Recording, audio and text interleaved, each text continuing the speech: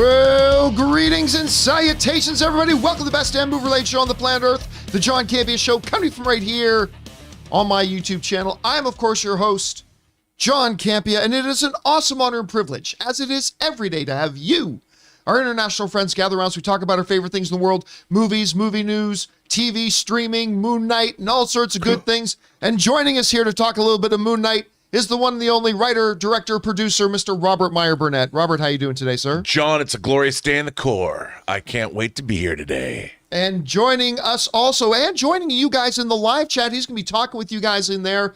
It's Ray Ora. Ray, how you doing? Hey, what's up? So, hey, it's been a day now since you had a chance to watch the Halo episodes. Is still sitting good with you? Yeah. I'm looking forward to seeing the next one. Yeah, I'm very excited to see the next episode because of where it left off. I just need to know where this is going. Yeah. Give it maybe one more episode or two. I think there's 10 episodes, I think. So maybe in the next episode or two, I'll see if it's worth staying up for, or I'll just watch it the next day. That's really the debate right now. Right. Do I stay up for this, or can I wait till the next day? Yeah. And a lot of the stuff is the stuff we watch. For those of you who don't know, we watched the first 2 episodes of Halo the other day. It's getting mixed reviews, but I kind of liked it. So we'll see where this goes. Anyway, guys, it's great to have you here joining us here today. Here's how today's show is going to go. We break the show up into 2 parts. In the first half of the show, we take some predetermined topics.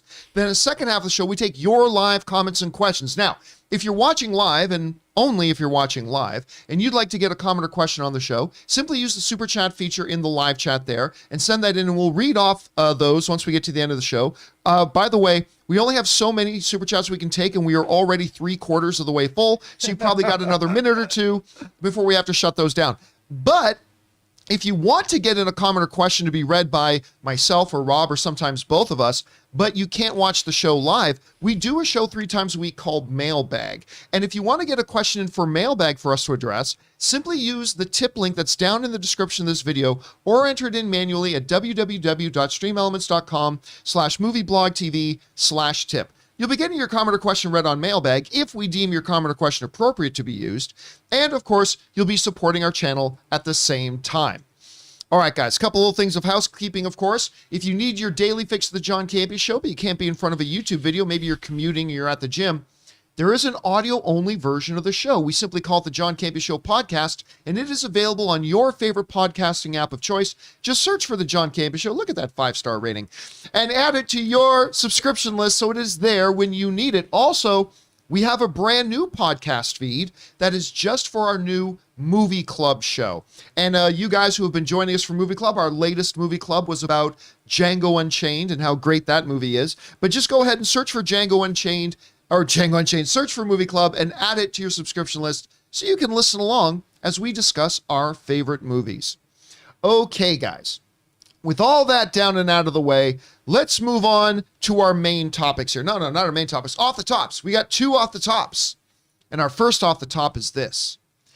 Now, one of the shows, obviously, we got a lot of shows we're looking forward to, a lot of movies we're looking forward to. Obviously, we're looking forward to Obi-Wan, looking forward to Ms. Marvel, looking forward to Doctor Strange, looking forward to Morbius and The Flash and all the other stuff that's coming.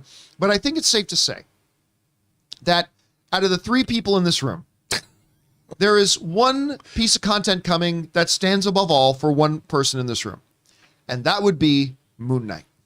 And Rob is desperately looking forward to Moon Knight, as he has been ever since they announced it over 2 years ago at D23. Oh boy. And Moon Knight is nigh, Rob. Moon Knight is nigh.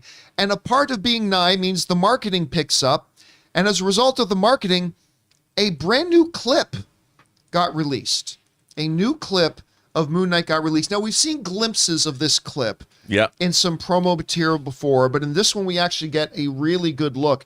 It's that scene where we have Spectre, and for whatever reason, my phone is ringing. We have Spectre in the elevator, and he thinks he sees, I'm guessing is like Khonshu coming at him or something like that at some point. Scary stuff. Scary stuff. Looks like Khonshu's coming down the hallway at him. Turns out to be this nice Asian lady coming in, and the Asian lady freaks out, and of course it ends up with the whole kind of horror movie trope sort of thing. And I'll tell you what, while there is no context to this scene whatsoever. So, I mean, maybe that's a manifestation of Khonshu. Maybe it's something else. I'm not nearly as well versed on Moon Knight as you are, clearly. But and maybe the lady in the elevator is significant. Maybe she's not. Whatever. So context. I don't know anything about the context. But this was the first real good long look at a full scene. And what really stood out to me was the cinematic nature of it. Now, some of the Disney Plus stuff, is great and everything, but it's fine. Not everything needs to have that cinematic feel. This just had it, though. And I think for something that's going to have the tense nature of it and probably some of the horror aspects and the adventure aspects of it, I think that cinematic feel is really adding to it. And again, I don't want to jump ahead of myself because we are just talking about one clip of one scene completely out of context. But I loved what I saw. I think it looks great. And it's only amped my excitement for Moon Knight. Rob, you're taking a look at it here. What did you think about this clip from Moon Knight? Well, I mean, I really like the way it was shot. It reminded me of something James Wan might do in an Insidious movie. The idea, I've been wondering, like in this show, is Khonshu real? Like at first, the first iterations of Moon Knight, it wasn't necessarily an entity, but then as the Moon Knight mythology was developed over the years, Khonshu is now let's call it entity, real. It's out there. So I'm just curious how they're going to handle it all. John, there's so many different, as we've said, iterations of this character. I'm not quite sure. It looks like an amalgamation of different iterations of Moon Knight, which I'm totally okay with. I have no problem with that because Moon Knight's been all over the place. Moon Knight is a character that needs definition. And I think that whatever this show does, it will be defining Moon Knight moving forward. And I'm excited for that. And this show, dude, it looks like they spared no expense. They have a great actor in Oscar Isaac, one of my favorite actors working today, front and center. And everything about this show, I'm looking forward to seeing Ethan Hawke. It looks, everything about the show John, I'm just excited.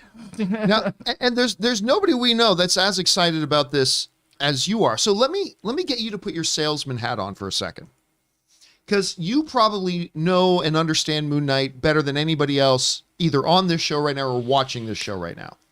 So, knowing what you know about the character, having seen the trailers you've seen, and now watching this clip, and somebody comes to you and says, hey, I don't know anything about Moon Knight.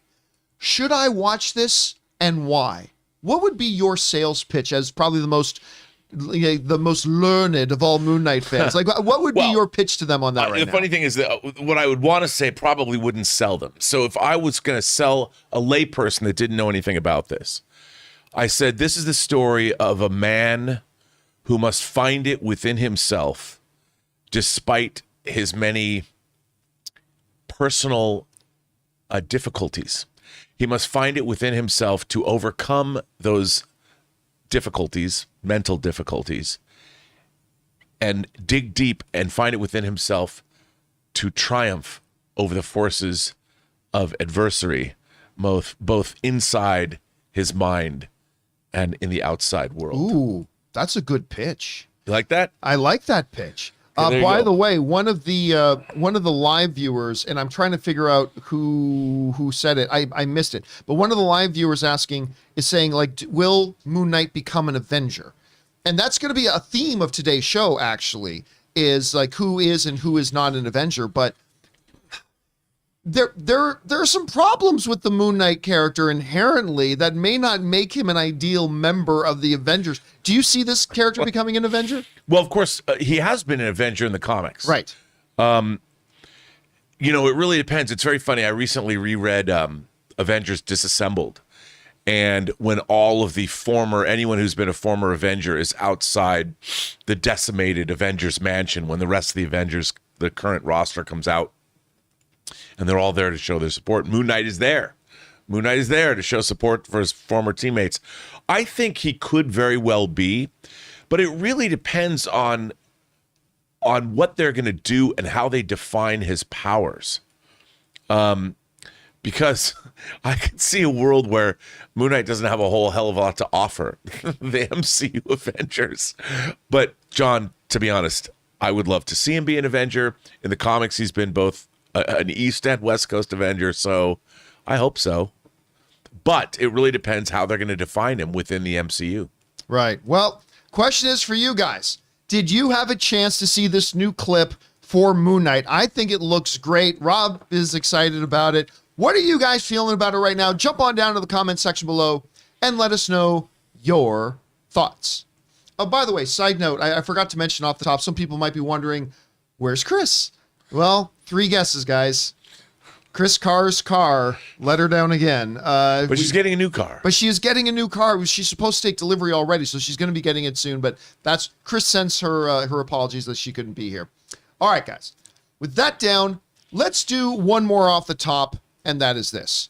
Speaking of characters in the MCU, one who a lot of people have been waiting for, and of course is now on Disney Plus, at least in their old rerun shows, is Daredevil. Now, of course, we saw Charlie Cox as Matt Murdock, aka Daredevil. He showed up in Spider-Man No Way Home. We expect we're probably going to see him pop up in some other things sometime soon. You don't bring him in just to do that one little one-shot. So there's been some discussion and speculation of, will they just have, Matt Murdock as Daredevil pop up here and there, or do we think we will actually get them relaunching it? Maybe even do a Daredevil season 4. Maybe, Rob, as you've kind of speculated, a true full feature film for Daredevil that most of us feel that he kind of deserves.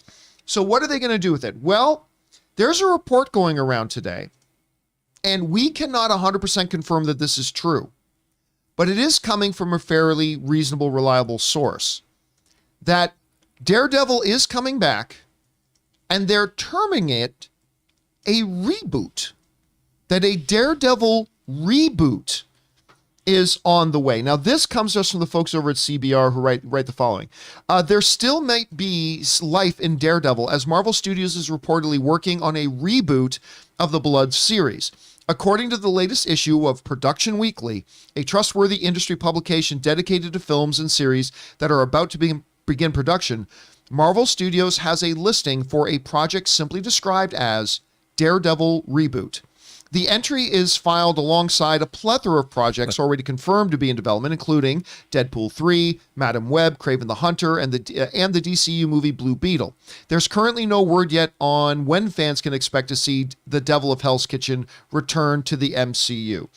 All right, so on the one hand, very exciting. People are going to be pretty stoked to hear about this. It's done. They're not just going to use Matt Murdock as a recurring character here and there popping around, although that would have been fun too.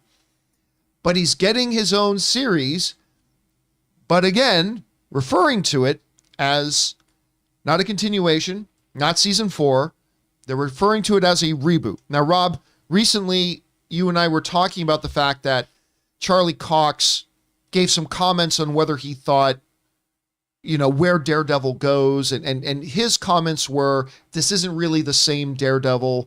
I can't remember the exact wording he used that made us go, well, okay, it's kind of sounding like this is going to be a very similar Daredevil to the one we had, like extremely similar to the one we had in Netflix, but it's not exactly the same one. It's rather different. At least that's what Matt Murdock, that's what Charlie Cox made it sound like. Now, following that, we have terminology being used that this is a Daredevil reboot, a relaunch. Now, it is just a word, and it is a word, it just could just be semantics, right? It is theoretically possible that this is indeed Daredevil season 4, but since it's on a new network and they're just getting it going again, that they use the word reboot. That's possible. So I don't want to discount that. Again, to me, though, when you couple this with the comments we heard from Charlie Cox recently, coupled with the obvious differences we've seen in Kingpin to now and whatever, to me, this seems like another nail in the table they're building, that this is a different Daredevil, an extremely similar Daredevil, a variant Daredevil, the Daredevil of Universe 469-BXQ, or whatever they want to call it, but this isn't the exact same guy At least to me, this seems to just enforce that even a little bit more, notwithstanding it could just be terminology. Anyway, Rob, number one, how are you feeling that it sounds like, according to Production Weekly, they're giving us dedicated Daredevil content, which to me is very exciting. I want to know how you feel about that. And do you think the terminology of them using the word reboot speaks to anything one way or the other in general? How are you seeing this? Well, it's tough. I mean, the funny thing about rebooting Daredevil to me is they've the first 3 seasons, or the 3 seasons of the Netflix series, really delved into a lot of Daredevil mythology, Kingpin, Elektra, the Hand, those kinds of things. And those are like very intrinsic to Daredevil. My question would be, if they go back in and reboot Daredevil but keep Charlie Cox, would they revisit those elements, or would they move forward deeper into the Daredevil mythology? Like, would they do an adaptation of Daredevil Assassin, for instance, or Elektra Assassin, but would they call it Daredevil Assassin, which is a great Frank Miller, Bill Sienkiewicz graphic novel? Would they do something like that? I don't know, but they're keeping Charlie Cox. So my thought is that even if it's a reboot or whatever they're going to call it, and I think they're calling it a reboot because it's a new show. Like, what else are they don't have a title for it, so they're just calling it that. I think they might keep, to a certain extent, what has come before, because it is beloved. People really like the show. I thought Daredevil was, for the most part, a very successful series. They brought Wilson Fisk back, and I think maybe, if anything, they'll call it a loose continuity. But look, man, I just look forward to seeing Daredevil interact. I loved seeing Daredevil in No Way Home, or at least Matt Murdock. Loved it. And I would love to see more of Daredevil in the MCU. I'd love to see him interact with all of the heroes that we've already met. I'd love to see him interact with Moon Knight. I'd love to see him interact with Spider-Man. So, my first thought is that there will be a loose continuity between what's already come before. They will pick and choose what they want to make as continuity, but it'll be loose, and they'll just move from there. And of course, another way of saying loose is that it's different. It's like saying somebody's sort of pregnant. You're either pregnant or you're not. It's either the same or it's not the same. But it's still the same actor. Yeah. So yeah. So there's got to be you can't entirely disassociate yourself from what came before. No, see, that's why I think in this relaunching of it, I think there's going to be many similarities. Yeah. I think many similarities, but many similarities is not same. Right. Just as there are many similarities between certain variants of the Loki character were very, very similar, but they weren't same. So like the moment we find out that this Daredevil doesn't have Karen, or that this Daredevil has a new Foggy, or this Daredevil has not yet met Elektra, like everything else can be extremely similar. Yep. But that is Marvel telling us it's not the same, which means they can have the creative freedom to do whatever. Like, they can give us a new stick, they can give us a new Elektra, they can give us new costume, a new costume, a new story of the Hand that contradicts maybe old. Well, stuff. you know how I feel about that, John. And anything with ninjas, anything can be made better with ninjas, and I don't think they're going to let us down on that. No, and I want a Daredevil movie. We've had one before. I agree. I mean, we had one before, and I think the director's cut of the Mark Steven Johnson Daredevil isn't bad. I mean, I don't like all the CG in it, because I wish they'd shot it on like the streets of Hell's Kitchen. Of course, Hell's Kitchen isn't the Hell's Kitchen it used to be anymore, but shoot it on the city streets. I would love to see another Daredevil movie. I think Daredevil is an integral character in the MCU, even though it's not thought of. He's not thought of as a top tier character. When I was reading comics, a lot of the MCU stuff, especially in the 80s, Daredevil was one of my top picks to read. As soon as I'd read a new issue of Daredevil as soon as it came out. And I think there's a lot of good to be mined there that they've only scratched the surface of. And I completely agree with you on the whole movie thing. Like, I think it's clear they're going to go series. I think so too. I would love to see him instead, they'll get the movie for a couple of reasons. Number one, there's more prestige and honor to having your own feature film. Two, there's more money to be made. But three is this.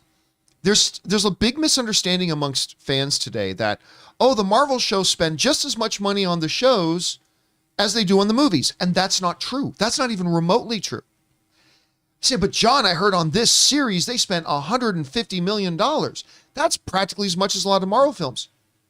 Sure. $150 million, though, spread out over 7 hours is very, very, very different from $150 million spread over 2 hours.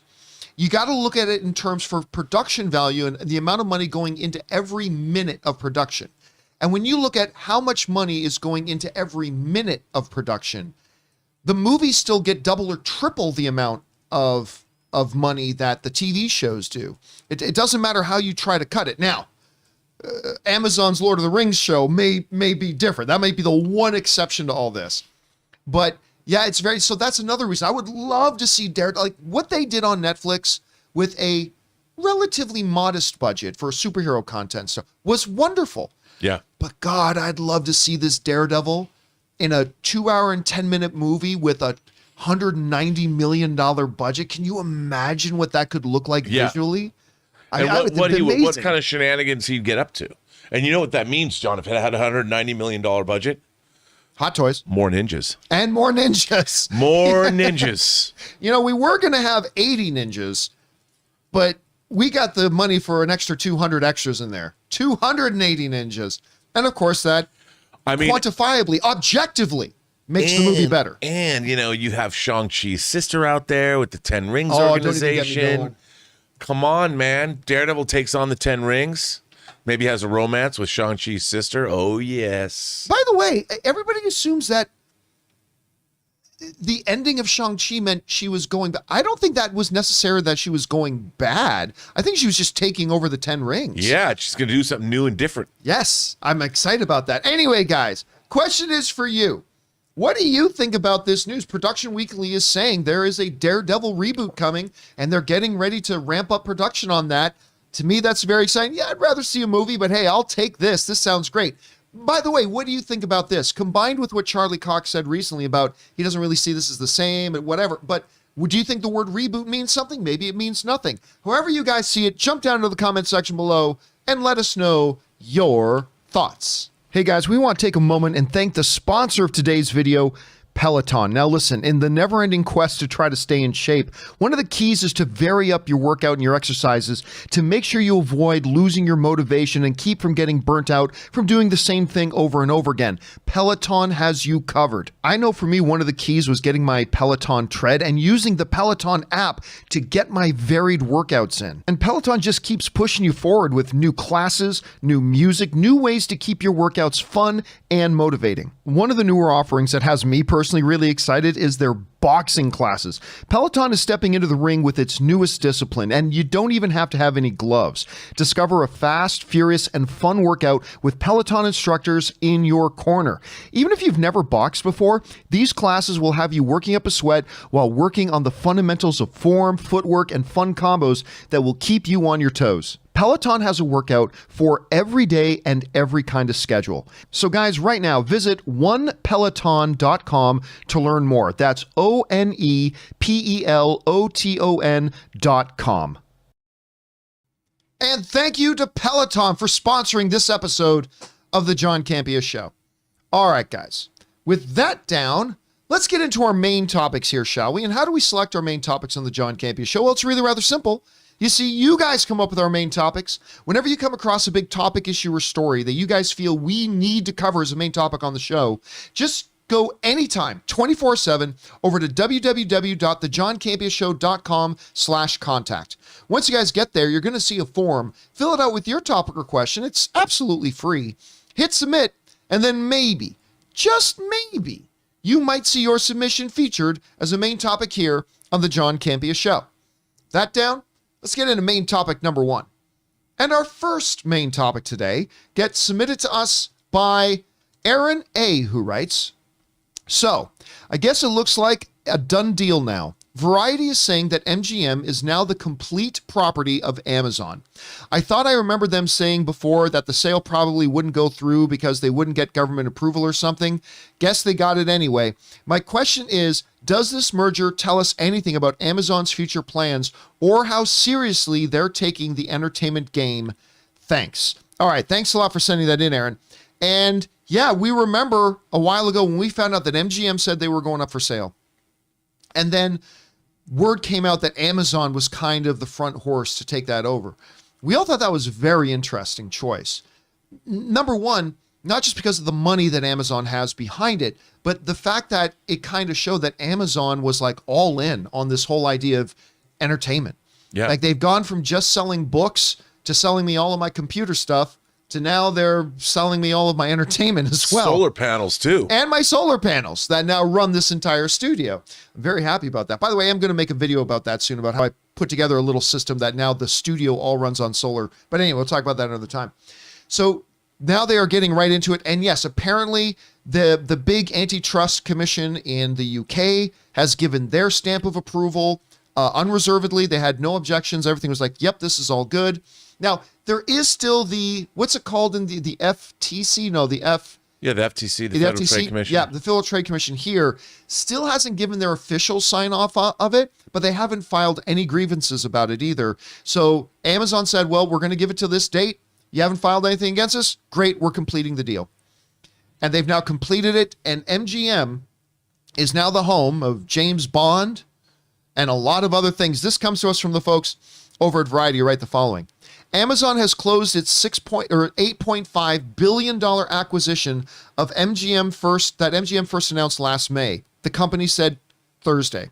Per Amazon, the storied, nearly century-old studio with more than 4,000 film titles, 17,000 TV episodes, 180 Academy Awards, and 100 Emmy Awards will complement Prime Video and Amazon Studios' work in delivering a diverse offering of entertainment choices to customers. MGM's film catalog includes, listen to this, 12 Angry Men, Basic Instinct, Creed and Rocky, Legally Blonde, Moonstruck, Poltergeist, Raging Bull, RoboCop, Silence of the Lambs, Stargate, Thelma and Louise, Tomb Raider, The Magnificent Seven, The Pink Panther, The Thomas Crown Affair, and of course, the crown jewel in all of this, the James Bond series. On the TV front, the studio has produced, I didn't know this, Fargo, Handmaid's Tale, and Vikings. Also came to us from MGM, and that comes to us from the folks over at Variety. All right. This is incredibly interesting on a number of fronts. Let's go to what they were asking in the question. Like, what does this tell us about Amazon's commitment to, or, overall feeling towards their overall entertainment stuff? To me, this is obvious. This is all in. It's not just the $8.5 billion. Because yes, although Amazon is an incredibly cash-rich company, right up there, maybe even exceeding Apple, but at least right up there with Apple. Sure. There's no more cash-rich companies in the world than those two. So 8.5 is still a lot of money. 8.5 billion is still a lot of money. But here's the key. The key is they bought all this IP. Yes, they now have a tremendous library of content. And the library of content is impressive. But what is more the case here is, as we read through all of those various, titles, whether it's Rocky, whether it's, Rocky, Creed, 12 Angry Men, Tomb Raider, what have you, all of that stuff is IP that they now have access to directly. This isn't just about acquiring past content, although acquiring that much past content to be, at some point, there's leases that still have to be expired, but at some point it will be exclusive to your streaming network. There comes with it a treasure trove of IP that you can make future content with. And honestly, Rob, I think that was the main value here for Amazon. Yes, it adds to an incredible catalog. Yes, you're going to have some very prestigious exclusives, especially the James Bond franchise will at some point be exclusive to Amazon. But I think the main thing here they're interested was looking down the road and what they can produce and what they can make later on. Not to mention just acquiring the talent of MGM to now come in and be a part of Amazon Studios, which is still a fledgling kind of relatively new thing. So there's a lot of upside here for Amazon. Rob, we've been talking about this deal for a while. Obviously the home of your beloved James Bond and everything. Now that it looks like the deal's complete, what do you think the big ramifications are for Amazon, and how do you feel this is a deal, good or bad? 3 words, John. Basic Instinct 3. No, even though I've got an idea. What I think is really interesting about what they're doing is, on one hand, what this is really all about is bringing people to Amazon to use all of their other services, basically buying stuff. It's to drive Amazon Prime memberships. You have one, I have one. I think everybody who uses Amazon all the time has a Prime membership. And Prime memberships are like gym memberships. If you order a lot of stuff from Amazon and watch a lot of their content, they're great. But I think a lot of people who get Amazon Prime don't use them as much, and it's found money for Amazon. They're making huge money off their Prime service, and they can offer this great entertainment. So for them, it's a win all the way around, because they're getting exclusive content you can't get anywhere else, and that's why you get Amazon Prime, in addition to getting shipping for all the stuff we buy, because you and I buy a lot of stuff from Amazon.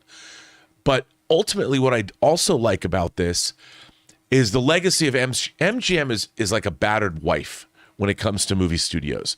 It's had some of its catalog has been sold, and Turner classic movies and what Turner did in the 80s, and a lot of their great catalog titles were sold to Warner Brothers, and there's been craziness that's happened to poor MGM over the years.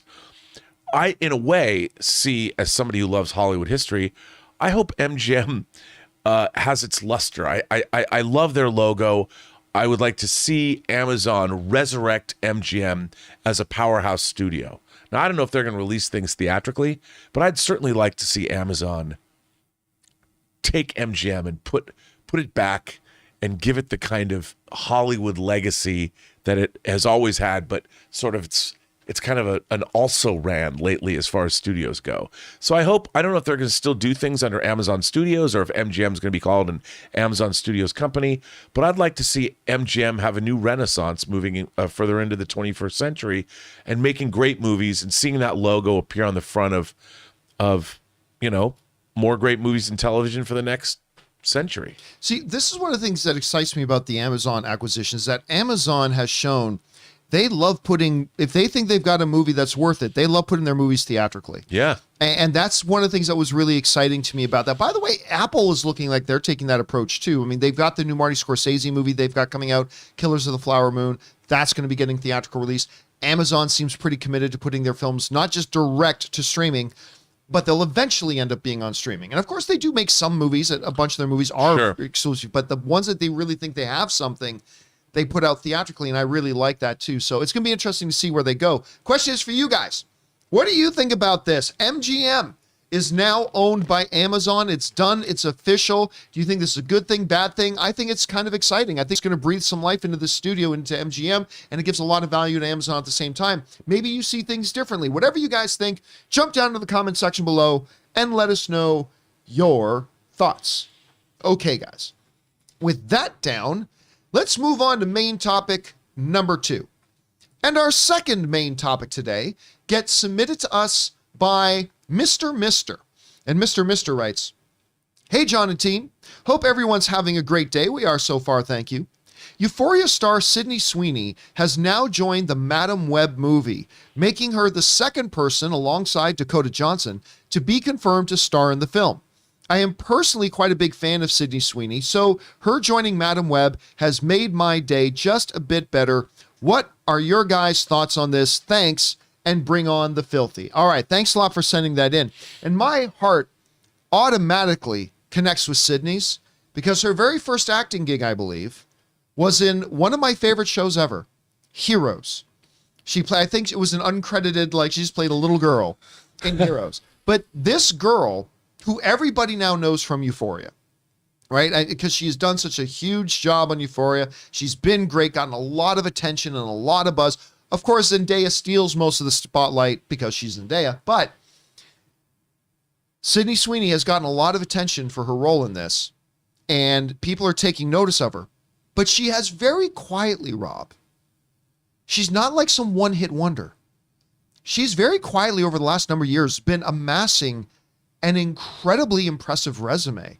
And now she can add a superhero movie to that resume. This comes to us from the folks over at Screen Rant, write the following. It's fitting that Sweeney will be taking part in a new superhero film, though, as her first acting role, I was just talking about this, as her first acting role was in the hit show Heroes. A somewhat underrated talent until recently, Sweeney has amassed a wealth of credits to her name after only being in the business for a little more than a decade. Going from small parts to the main ensemble in 2018's Everything Sucks, recurring roles in the highly acclaimed series soon followed, including The Handmaid's Tale, which she was amazing in, and Sharp Objects. But it was HBO's Euphoria that displayed Sweeney's incredible emotional range as Cassie Howard, and her force of talent was further solidified by playing Olivia Mossbacher. I'm sure I'm not saying it right. Mossbacher in The White Lotus. Of course, everybody was in The White Lotus, and Aaron loves that show. Loves that show. And that again comes to us from Screen Rant. So, we already found out that Dakota Johnson was going to be starring in this thing, which was very exciting. Exciting, Rob, and a little bit questioning.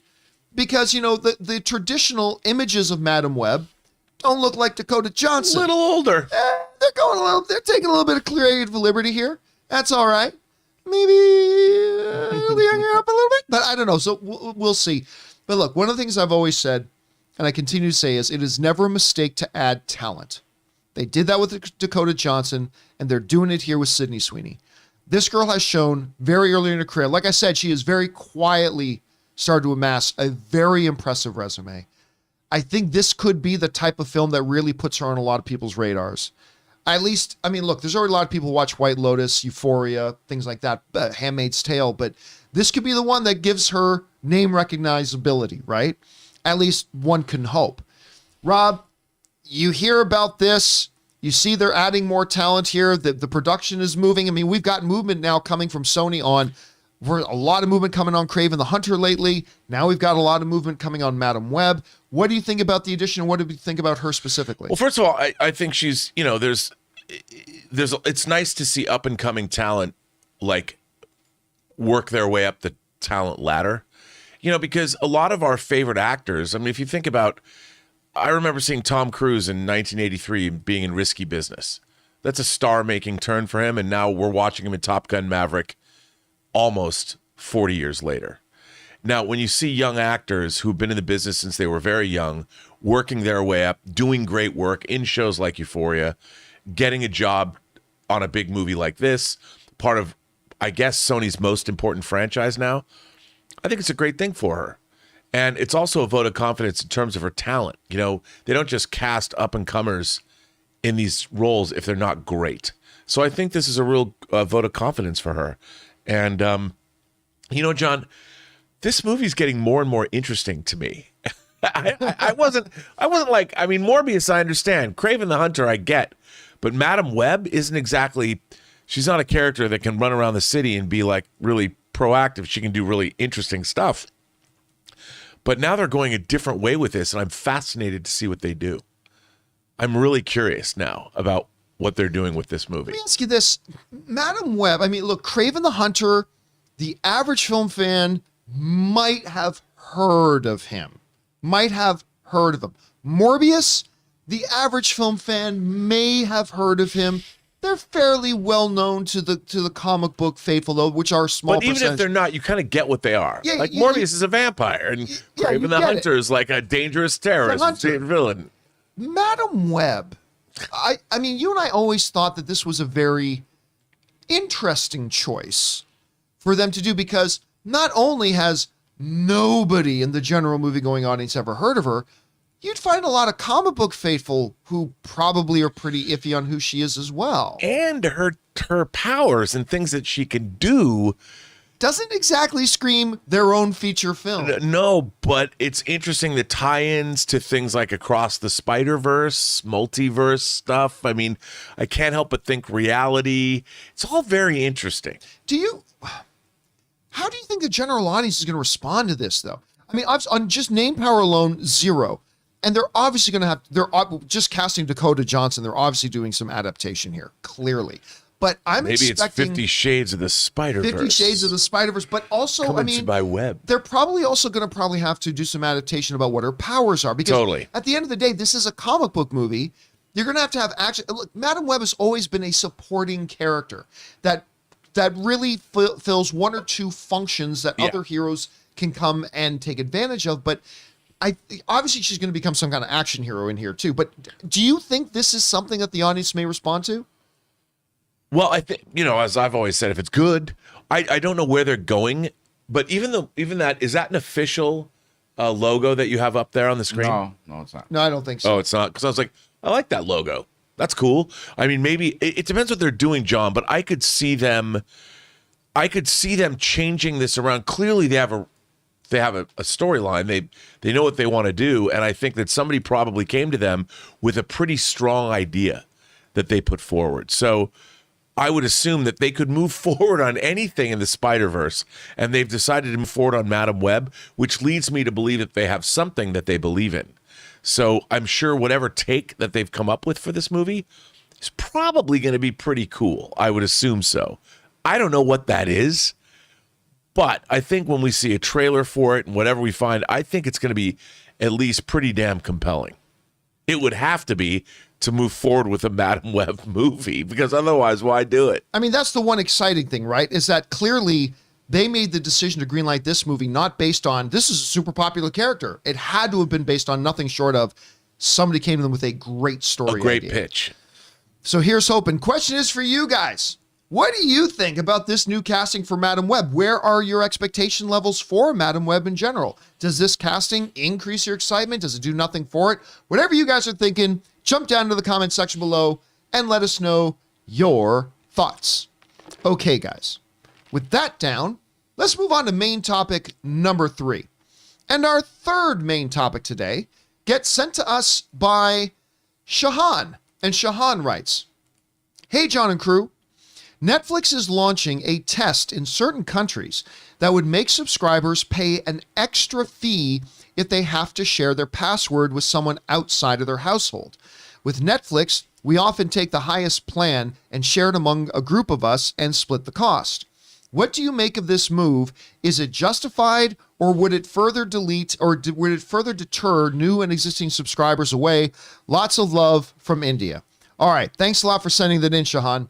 And this is a day that has been coming for a long time, and we've been talking about for a while, because for the last couple of years, there's been a lot of whispering amongst the streaming services, particularly Netflix and a couple of others, of we are going to start to crack down on something we have turned a blind eye to for a while, which is the practice of sharing passwords, right? For a long time, even though the terms of service says you can't share your passwords around people outside your household, they have generally ignored it, as have other streaming services. But about a year or two ago, Netflix says we are going to start investigating and looking into cracking down on that, and they have been starting to introduce some ways that they can do it. Now, as the person writing in has pointed out, they're introducing in 3 countries that they will charge you, if you are the account holder, if you start letting other people use your thing. And they're giving you an option to opt a friend who lives somewhere else in. This comes to us from the folks over at Variety. They write the following. And this is being spoken by one of the Netflix reps. "We've always made it easy for people who live together to share their Netflix account, with features like separate profiles and multiple streams in our standard and premium plans," Long wrote in a blog post about the test. "While these have been hugely popular, they have also created some confusion about when and how Netflix can be shared. As a result, accounts are being shared between households, impacting our ability to invest in great new TV and films for our members. With the add an extra member feature, members with Netflix standard and premium plans will be able to add subsidiary accounts for up to 2 people that they don't live with, each with their own profile, personalized recommendations, login, and password for less than the cost of a separate Netflix plan." Okay, so basically the gist is this. You try to share your Netflix password with somebody who doesn't live in your house, they're going to catch you now. And they're going to offer you the opportunity. The Netflix police are here, John. Yeah. Like, let's say Ray, who Ray doesn't take my passwords. He just comes over and watches my TV. Yeah. But let's say I wanted to share my Netflix password with Ray, and he's at home. He tries to log in. He's going to get like an error message. And I'm going to get a notification that says so-and-so and so-and-so. But hey, if you'd like to add Ray to your plan, you can. Now, you can, John. You really can. You can with all your accounts. With all my accounts. Going over to Ray or... Let's test it out. Yeah, John, it's just responsible that we test this for the viewers. We got to test this out ourselves. Then here's the idea. The idea is, at least in the 3 countries they're doing it in, and one of them is Chile, it's going to be $3. $3 American, which is significantly cheaper than making them get their own Netflix plan. And it's going to be $3 extra. And they say you could do this with up to 2 people. They don't want you to abuse it. Because right now, the reality is one person could subscribe to Netflix, and then I could get on Twitter, say, hey, everybody, Netflix for everybody. Here's my password. Boom. And the world has Netflix, right? And Netflix goes broke. That's hyperbole, obviously, but you get the gist. So they're looking for ways to do this. Now, look, I have already heard the angry backlash from people saying, no, this isn't fair. And look, I'm sorry, I'll be the one to say the unpopular thing. Yes, it fucking is. Yes, it is fair. The terms and agreements of Netflix have always been clear. You are getting a Netflix membership for you and your household. And we have never supposed to have been sharing passwords. That's like, it's just something we've never supposed to have been able to do. Netflix isn't introducing any new rules here. Netflix is simply saying, hey, the rules we've always had in place, we're actually going to start enforcing those rules. And forgive us. If you want to use our service, you got to pay for the service. Oh, no. I mean, like, this isn't some foreign idea. Netflix spends billions and billions and billions and billions of dollars every year, most years at a loss. Let's not forget that. Most years in their existence have been operating at a loss. They spend billions of dollars of creating a service and providing content, and say you can have this content at an extremely good value of like $15 a month. When you consider how much people watch Netflix, $15 a month, are you kidding me? That's a good value proposition. And now they're saying, yeah, you can't just share it around with people. You can't just give away our service to other people for free.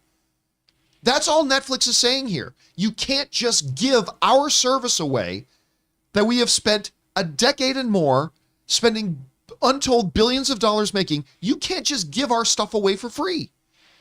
Nope. But we will make it easier. And instead of making Ray pay $15 a month for Netflix, he can become one of my extension accounts. And I just pay an extra $3 a month. That's a pretty fair deal. And I know I get it.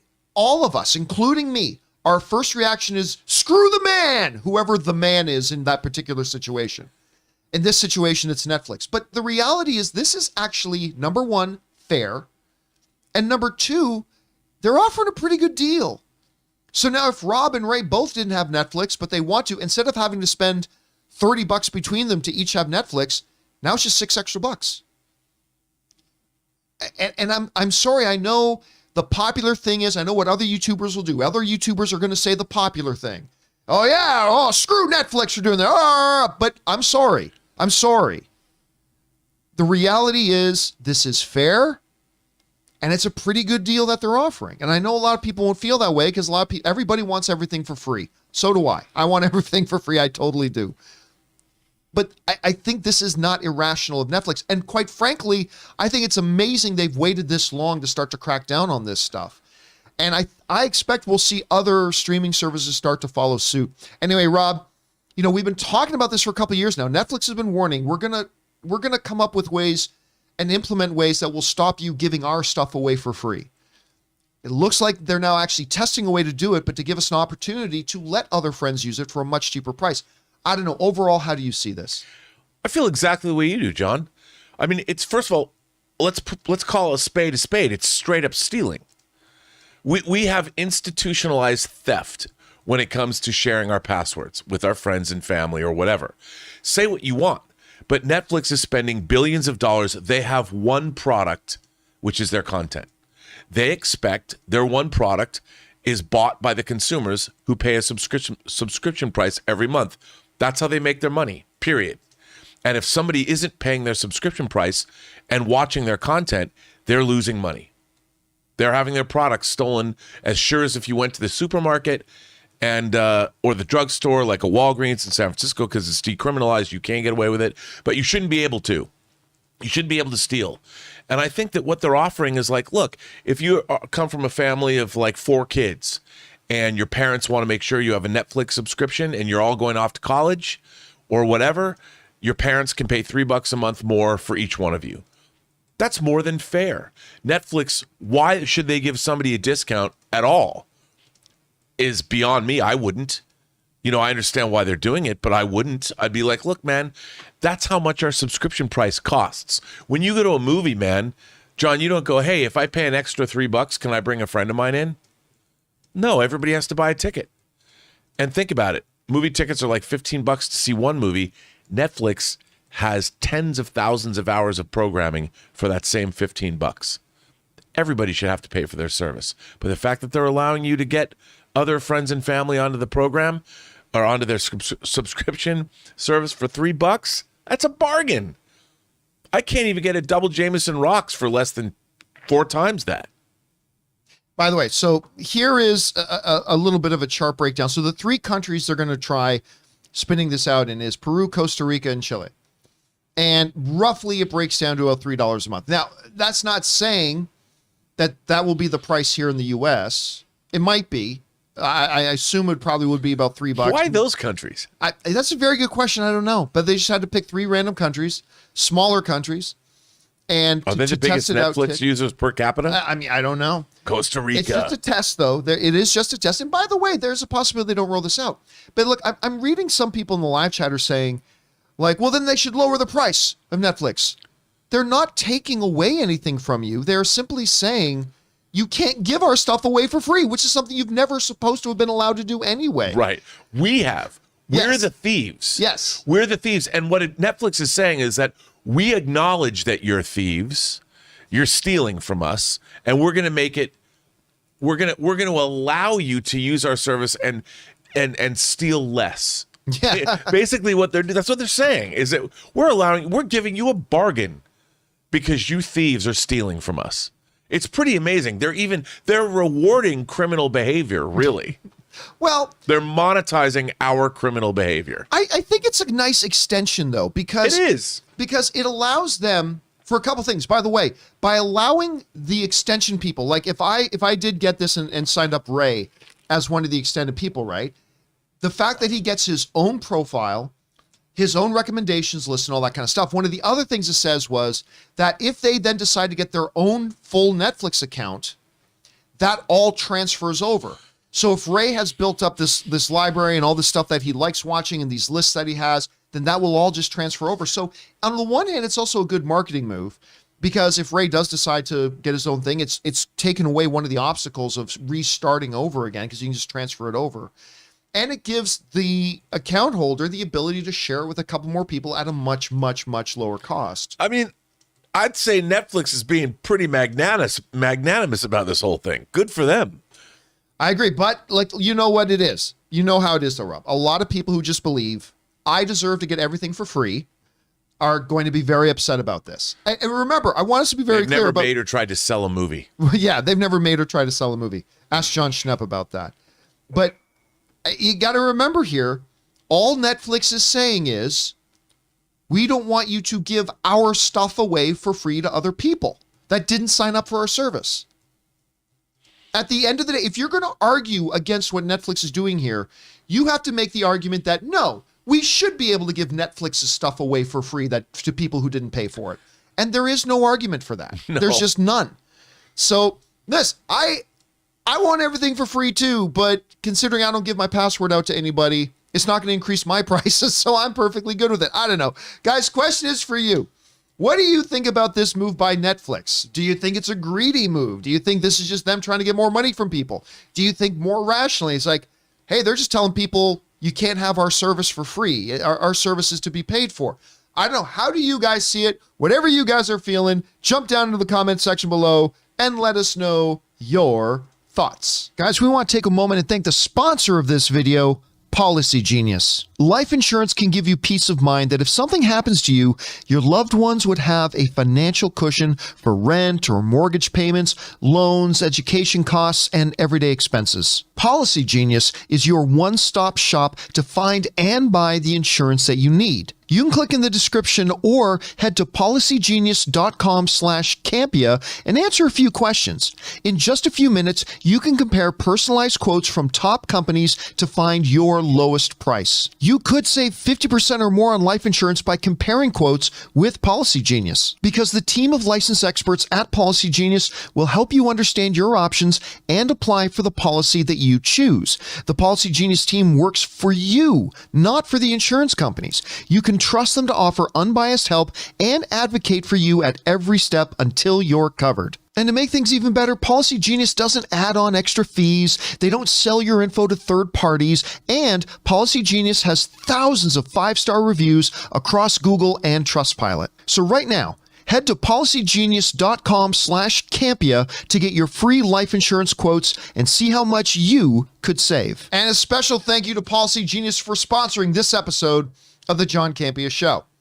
All right, guys. With that down, let's move on to main topic number 4.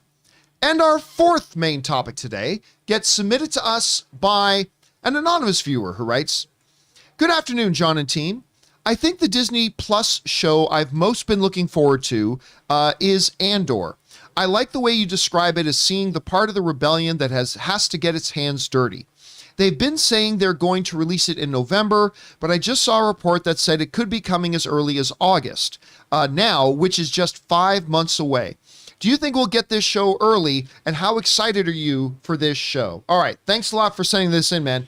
And yeah, listen, I remember I was quite fascinated when they announced that they were doing an Andor show, primarily because the thing I loved about that character was he represented a side of the rebellion in Star Wars that we had never seen. We talk about the rebellion, oh, these brave freedom fighters, and yes, that's what the rebellion is. But if you're going to have a rebellion, some dirty things are going to need to be done. Some people are going to have to get their hands dirty. Blood's going to be spilled. And that is an aspect of the rebellion that, other than getting a quick shade of Saw Gerrera, we never really got to see. And with Cassian Andor in Rogue One, we got to see a little bit of that. He had to be ruthless in some things that we think, well, that's not what a good guy would do. When you're doing a rebellion, you're going to need the people that sometimes has to do the things you don't want to shine a light on. And I thought the idea of doing a Star Wars show, and I'm always asking for Star Wars to expand their galaxy a bit here, to do a show that looks at that side of things, I thought was really fascinating. Now, the one big thing going against Andor in my own head has been the fact, man, I'm not a huge guy on going backwards in our storytelling and doing prequel stuff, especially when we know exactly how it ends. And if you've watched Rogue One, you know how Cassian Andor meets his end. On the beach, John. On the beach. On the beach. What could be better? A beach, a beautiful, very bright sunset. With a lovely lady. With a beautiful girl. What a better way to spend your day, even if it's your last day. But again, we know there are no future adventures of Cassian Andor. We know there's no future, bonkers misadventures of K2SO and his buddy Cassian. We know this because not long after the events of the show, he dies. They both die. Spoiler alert. Spoiler alert. So I've always had that kind of duality in my head, but still, overall, the idea of watching a show like this, looking at the darker side of the rebellion, had me excited. And you're right. They've always been very vague about where it's coming. They've often then used phrases like Q4, which probably means December or November. Then some reports came out saying November. But now it sounds like they may be moving this thing all the way up to August. And it could be coming out then. This comes to us from the folks... Oop, wrong one. Sorry about that. This comes to us from folks from The Direct who write the following. The Bespin Bulletin, which is a Star Wars kind of insider outlet, shared that per their sources, Star Wars Andor may be set to premiere on Disney Plus in August of 2022. This will be the next big project to stream on Disney Plus following Marvel Studios' Ms. Marvel, which will debut on June 8th. Of note is that Andor Season 2 is also set to begin production in the fall. If the series follows a similar production pattern to the projects in the Mandoverse, Lucasfilm may be setting Andor up to be an annual August release for the next several years. Reports indicate the series will be in 3 seasons, and though there's no use of the volume for the project. This is interesting. Pre-existing sets and costumes can significantly cut down the amount of pre-production needed. Obi-Wan Kenobi's teaser trailer presented an astonishingly cinematic feel for a streaming series, and Andor looks to be following the trend by shooting on location with real sets. In space? In space. Real space. No. So, I mean, there's a couple of things here. Number one, this would make perfect sense. Well, actually, what I should say, number one, is that we don't know this is true. This news is not coming to us from Lucasfilm, from Variety, from whatever. It's coming from a source that has been right several times before, so it's at least worth discussing. Number two, if it were coming out in August, that does make perfect sense because would be coming on the heels of Ms. Marvel. If not immediately after, then shortly thereafter. So there is a window there for that to come out. Number three, I would be thrilled. I would love to not have to wait that much longer because if we're going to get Obi-Wan May 25th, and if Obi-Wan ends up being as good as we're hoping it will be, I ain't going to want to wait too much longer for another dose of Star Wars. So that's the other thing on top of all that. The other thing that I didn't realize was that they did not use the volume for shooting Andor. The volume, for those of you who don't know what we're talking about, the volume is that big sound stage that they developed where all the sets are actually virtual on screens in this big circular screen thing, which is where they shot 90% of Mandalorian, which is why it's always in the desert. It's just a lot easier to make it look like the desert, but that's just a guy in a room with the scene on a screen in the background. And what they've been able to do with that has been amazing. Well, the backgrounds move and the parallax of the cameras. Everything's I mean, it's connected together technology. and they know what to do. When you move the camera, they know the scene has to move and everything is just amazing. Perfectly done. And by the way, Obi-Wan did use the volume. A lot. You Yes. can tell. A lot. But that's okay. But for Cassian to break that mold and say, no, we're doing live sets, other than outer space, I'm going to assume. We're going to be using live sets and we're not using volume. That's kind of interesting to me. Anyway, Rob, where's your anticipation level right now for Andor? What do you think of the pros and the cons of the show? What do you think about the idea of it maybe opening it up this August? Well, I feel this is the Flash of the Star Wars streaming shows in that they've been making this for a long time. And we've heard that they had these scripts written and they had to rewrite them again and people came and went and in terms of the staff. But that said, like you, John, other than Obi-Wan, this is probably the show that I'm most excited about because like you said, it's about the rebellion having to get themselves dirty. This is about, more of a spy thriller, espionage, war is hell kind of a show. And I loved Cassian Andor. And first of all, Cassian Andor is one of the coolest Star Wars names of the modern era. And not that means anything, but I thought Rogue One was the best Disney Star Wars movie that they put out. I liked that glimpse of the rebellion. And the thing about having a rebellion, John, is just from a storytelling standpoint, the kind of stories that they can tell. War is hell. And in the Star Wars universe, it's like, well, it's called Star Wars, but everybody's having a great time. No, they're not. Planets are blowing up. Whole civilizations are being snuffed out of existence. And what is that like? And I think that this show is going to delve into that, and I'm really excited for it. And like you, I mean, the idea that it isn't shot on the volume stages gives them a lot more leeway to move the camera in different ways and actually go on to different locations than just shooting in Tatooine. So there's nothing about this show that doesn't excite me. And maybe, just maybe, John, they'll re-release all the hot toys of the Rogue One figures I missed out on that are exorbitantly expensive on the secondary market. Here's another interesting thing we didn't talk about. One of the things that I think a lot of people loved about Cassian Andor in Rogue One, I know I count myself in this, was the relationship and dynamic between him and K2SO. Alan Tudyk has said he's not in this season. Right. He says, if the show does continue, which apparently it is because they're going to start production on season 2 soon, he says, I'll be there. I ain't going to lie to you. This takes a significant amount of wind out of my enthusiasm sail. I mean, I'm still looking forward to it for all the reasons I described earlier. I am. But when I initially heard about Andor, what I really thought about was I can watch an entire show, episodes of just Cassian and K2SO talking back and forth. As a matter of fact, at D23, when they brought out to make the announcement of this thing, they didn't only have him. Alan Tudyk came out on stage too. And they together announced that they were doing a Cassian Andor show, which makes me think that maybe there was a plan initially to have K2SO in it. Well, but he's an Imperial droid. They have to show you how K2SO came into or Cassian Andor acquired him or was able to liberate him. I would have been fine if he was just there. I mean, maybe we see we're going to see Andor get recruited by the rebellion. Maybe we'll see his life before he joined. Yeah, I know. Look, it may make perfect story sense. And yes, I always say story comes first. Absolutely.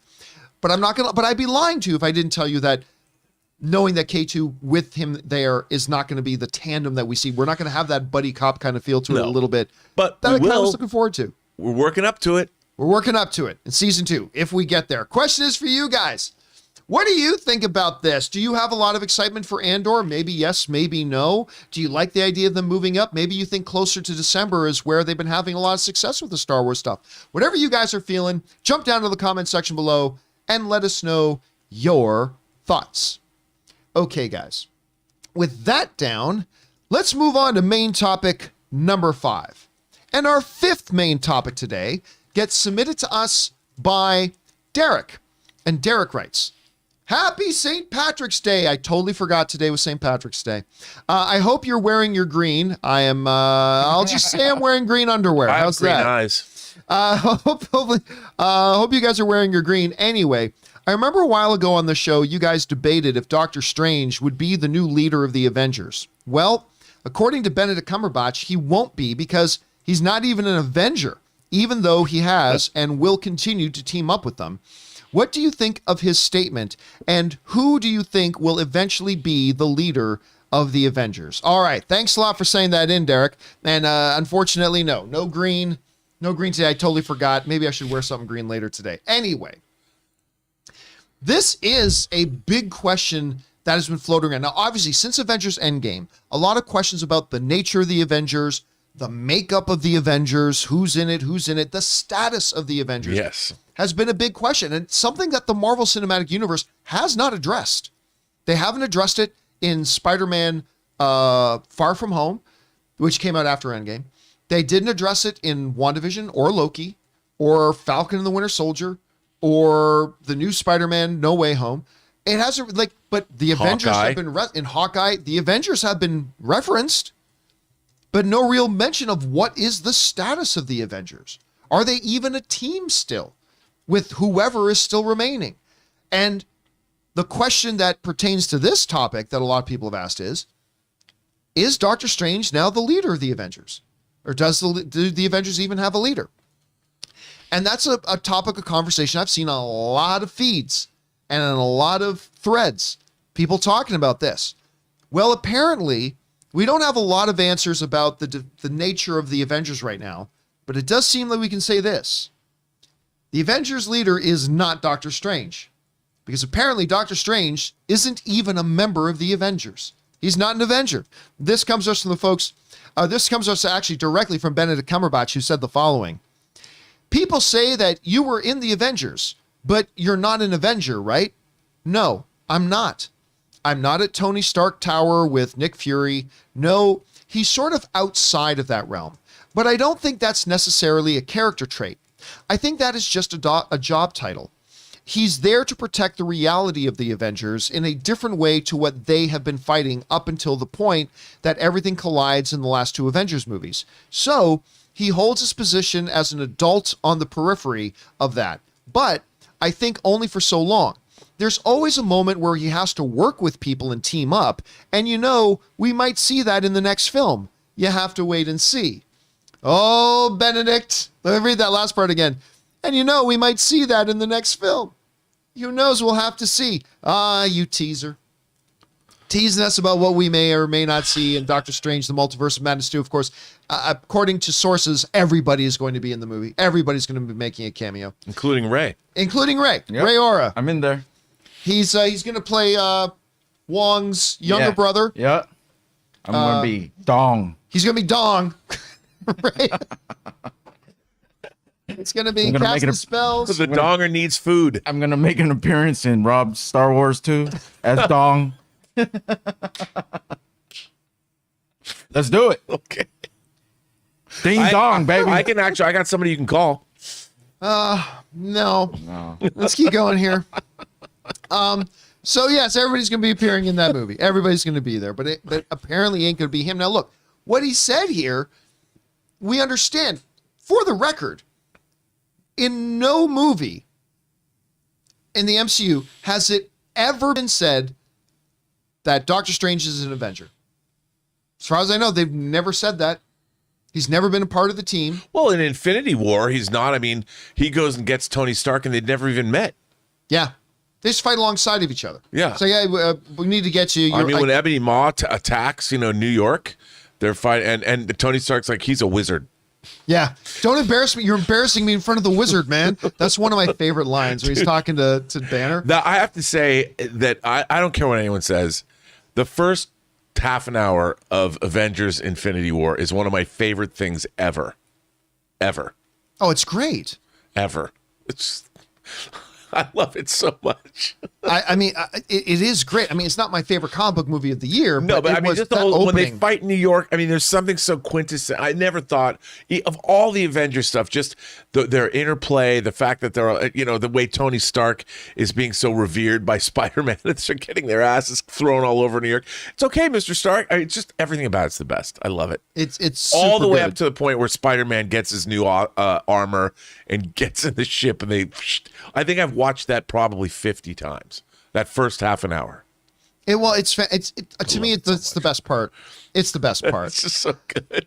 So here we have him saying, look, there is this separation, but you are going to see Doctor Strange working with them.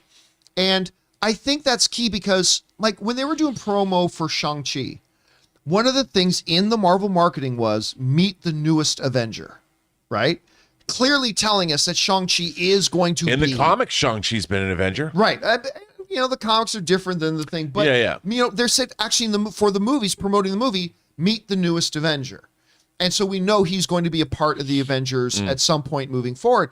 But such claims have never been made. Now, a lot of people still assume any hero in the MCU is an Avenger.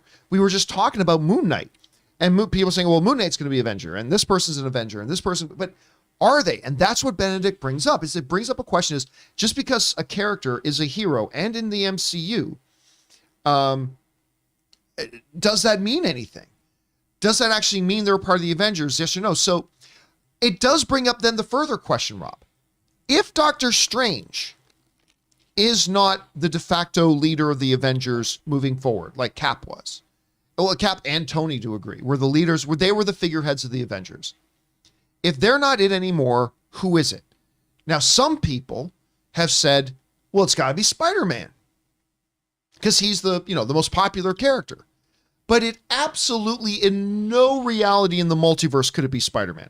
Nobody in the Avengers, whoever is in the Avengers at this point, is taking their lead and orders from a teenager. They're just not. They don't know he's a teenager. Not anymore. Well, yeah, not anymore. Now nobody does.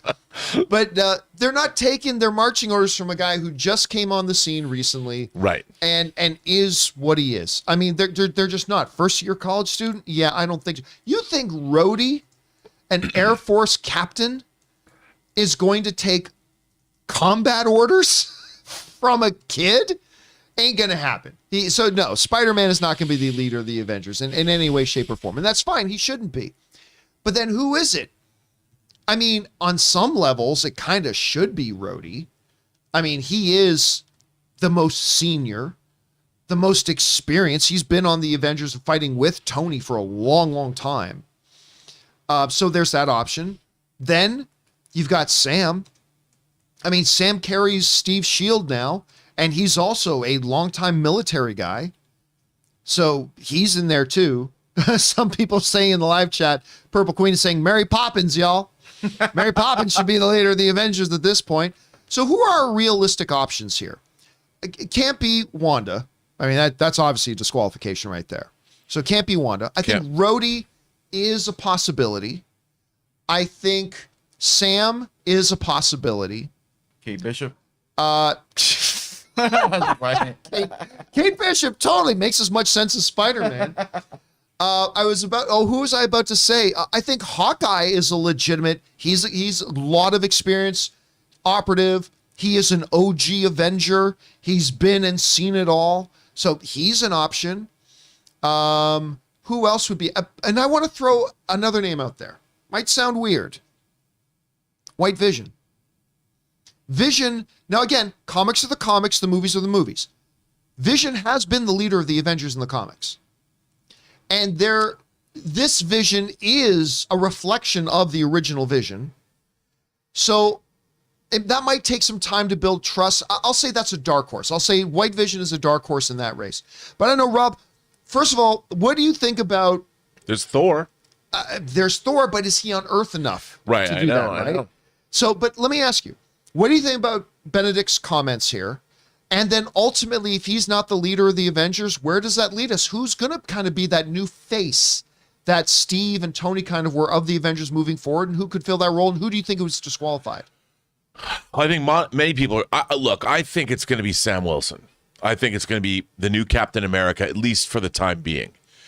If, John, there's even an Avengers team. Well, we talked before about, remember, Kevin Feige made that comment where he kind of referred to Endgame as the final Avengers film. Now, that might have just been semantics, but that is out there. I mean, I currently don't think there is an Avengers team. The Avengers defeated Thanos, saved the world, brought people back from the blip. Tony Stark was destroyed. The Avengers aren't being funded. Remember, the Avengers really broke apart during the Civil War. They never came back together, not really, until after the blip happened. And then you had kind of the Avengers came back as a team to sort of put the world back together. But then when they, in defeating Thanos, I mean, you lost three of your main members. You lost Black Widow, who was leading the Avengers. You lost Captain America, and you lost Tony Stark. So I would say there is no Avengers team right now at all. And so I think the question of who's leading the Avengers is sort of moot until we find out what would an Avengers team even look like, because they don't have their heavy hitters. They've lost. I mean, Thor's off doing what Thor does with the Guardians and with Love and Thunder, whatever that means, and God, Gore the God Butcher and all that. So there really is no Avengers team, which, by the way, leaves Earth vulnerable. But we've got cosmic characters that maybe we haven't seen yet. So right now, I don't even think there's somebody other than the obvious Captain Marvel. Well, can lead the Avengers. That's what I was going to bring up next, is that a lot of people have kind of mentioned Captain Marvel, because again, she's led the Avengers, obviously. Yeah, she's led the Avengers. She was very prominent in Civil War II. But again, comics are the comics, movies are movies. But let's look down the resume. Military background. So, I mean, that's top notch there. Intergalactic experience. So she's a human on Earth with military experience. She knows the galactic landscape better than anybody other than maybe Thor or the Guardians of the Galaxy. Kevin Feige has referred to her as the most powerful. Although I mean, that's got to come into question with once they revisit Hulk, and once they look at revisit Hulk and Wanda, exactly how, but then again, is Wanda even a hero anymore? That we don't know. We'll have to find that out. But I think you got to make a strong case for Captain Marvel being the leader of the Avengers. I think right now she's the only person who can even step up to be an Avenger, maybe an Avenger of one, because who else? But I do think that they could rally. Carol Danvers could rally the troops and bring back the remaining heroes and form a new Avengers team if one is called for. But the thing is, remember, the Avengers Initiative served its purpose. So maybe as far as the MCU is concerned, we're going to be looking elsewhere, whether it's the Illuminati, whether it's the Fantastic Four, whether it's the X-Men.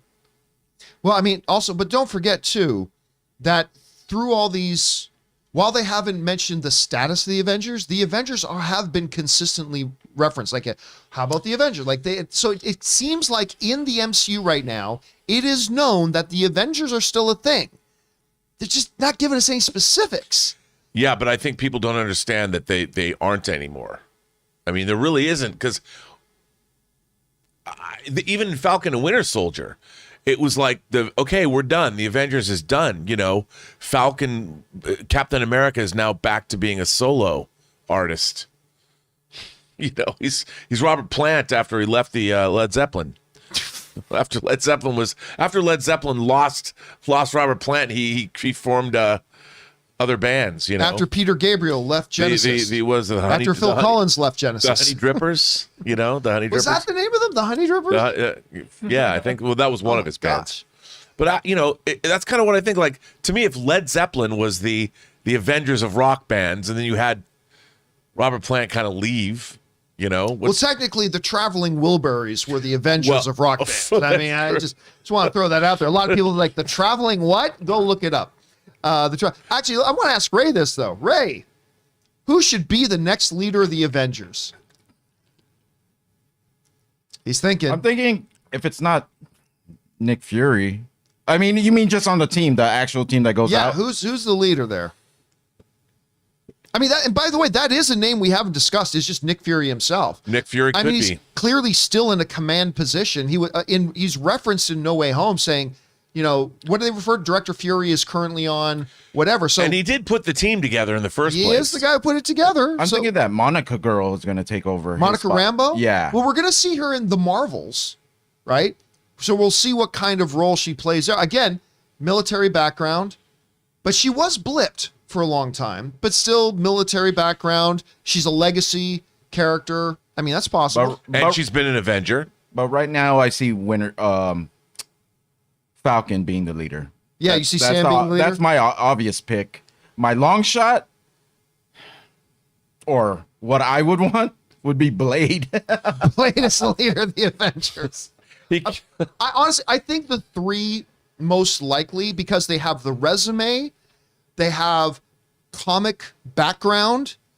I think it's Rhodey, Sam, or Carol. I think those are your three most likely to be next, if they do have an Avengers thing. But then there's people we haven't like Cersei's been an Avenger. Well, yeah. Black Knight has been an Avenger. So those are two potential. But these are characters that have no exposure. Like the world doesn't even know them yet. So I don't know anybody would trust them to be the leader of the Avengers at this point. So I don't know. It's an interesting question. Guys, the question then comes for you. What do you think about, number one, Benedict Cumberbatch saying, look, let's just clear this up. I'm not the leader of the Avengers because I'm not even an Avenger. Doctor Strange ain't an Avenger. Well, if he ain't, because a lot of people thought he could be the leader of the Avengers, who should be leader of the Avengers? I mean, I personally think the top three candidates, because of their resumes and everything, are War Machine, the new Cap, and Captain Marvel. I think that makes the most sense, but maybe there's some other outside shot characters.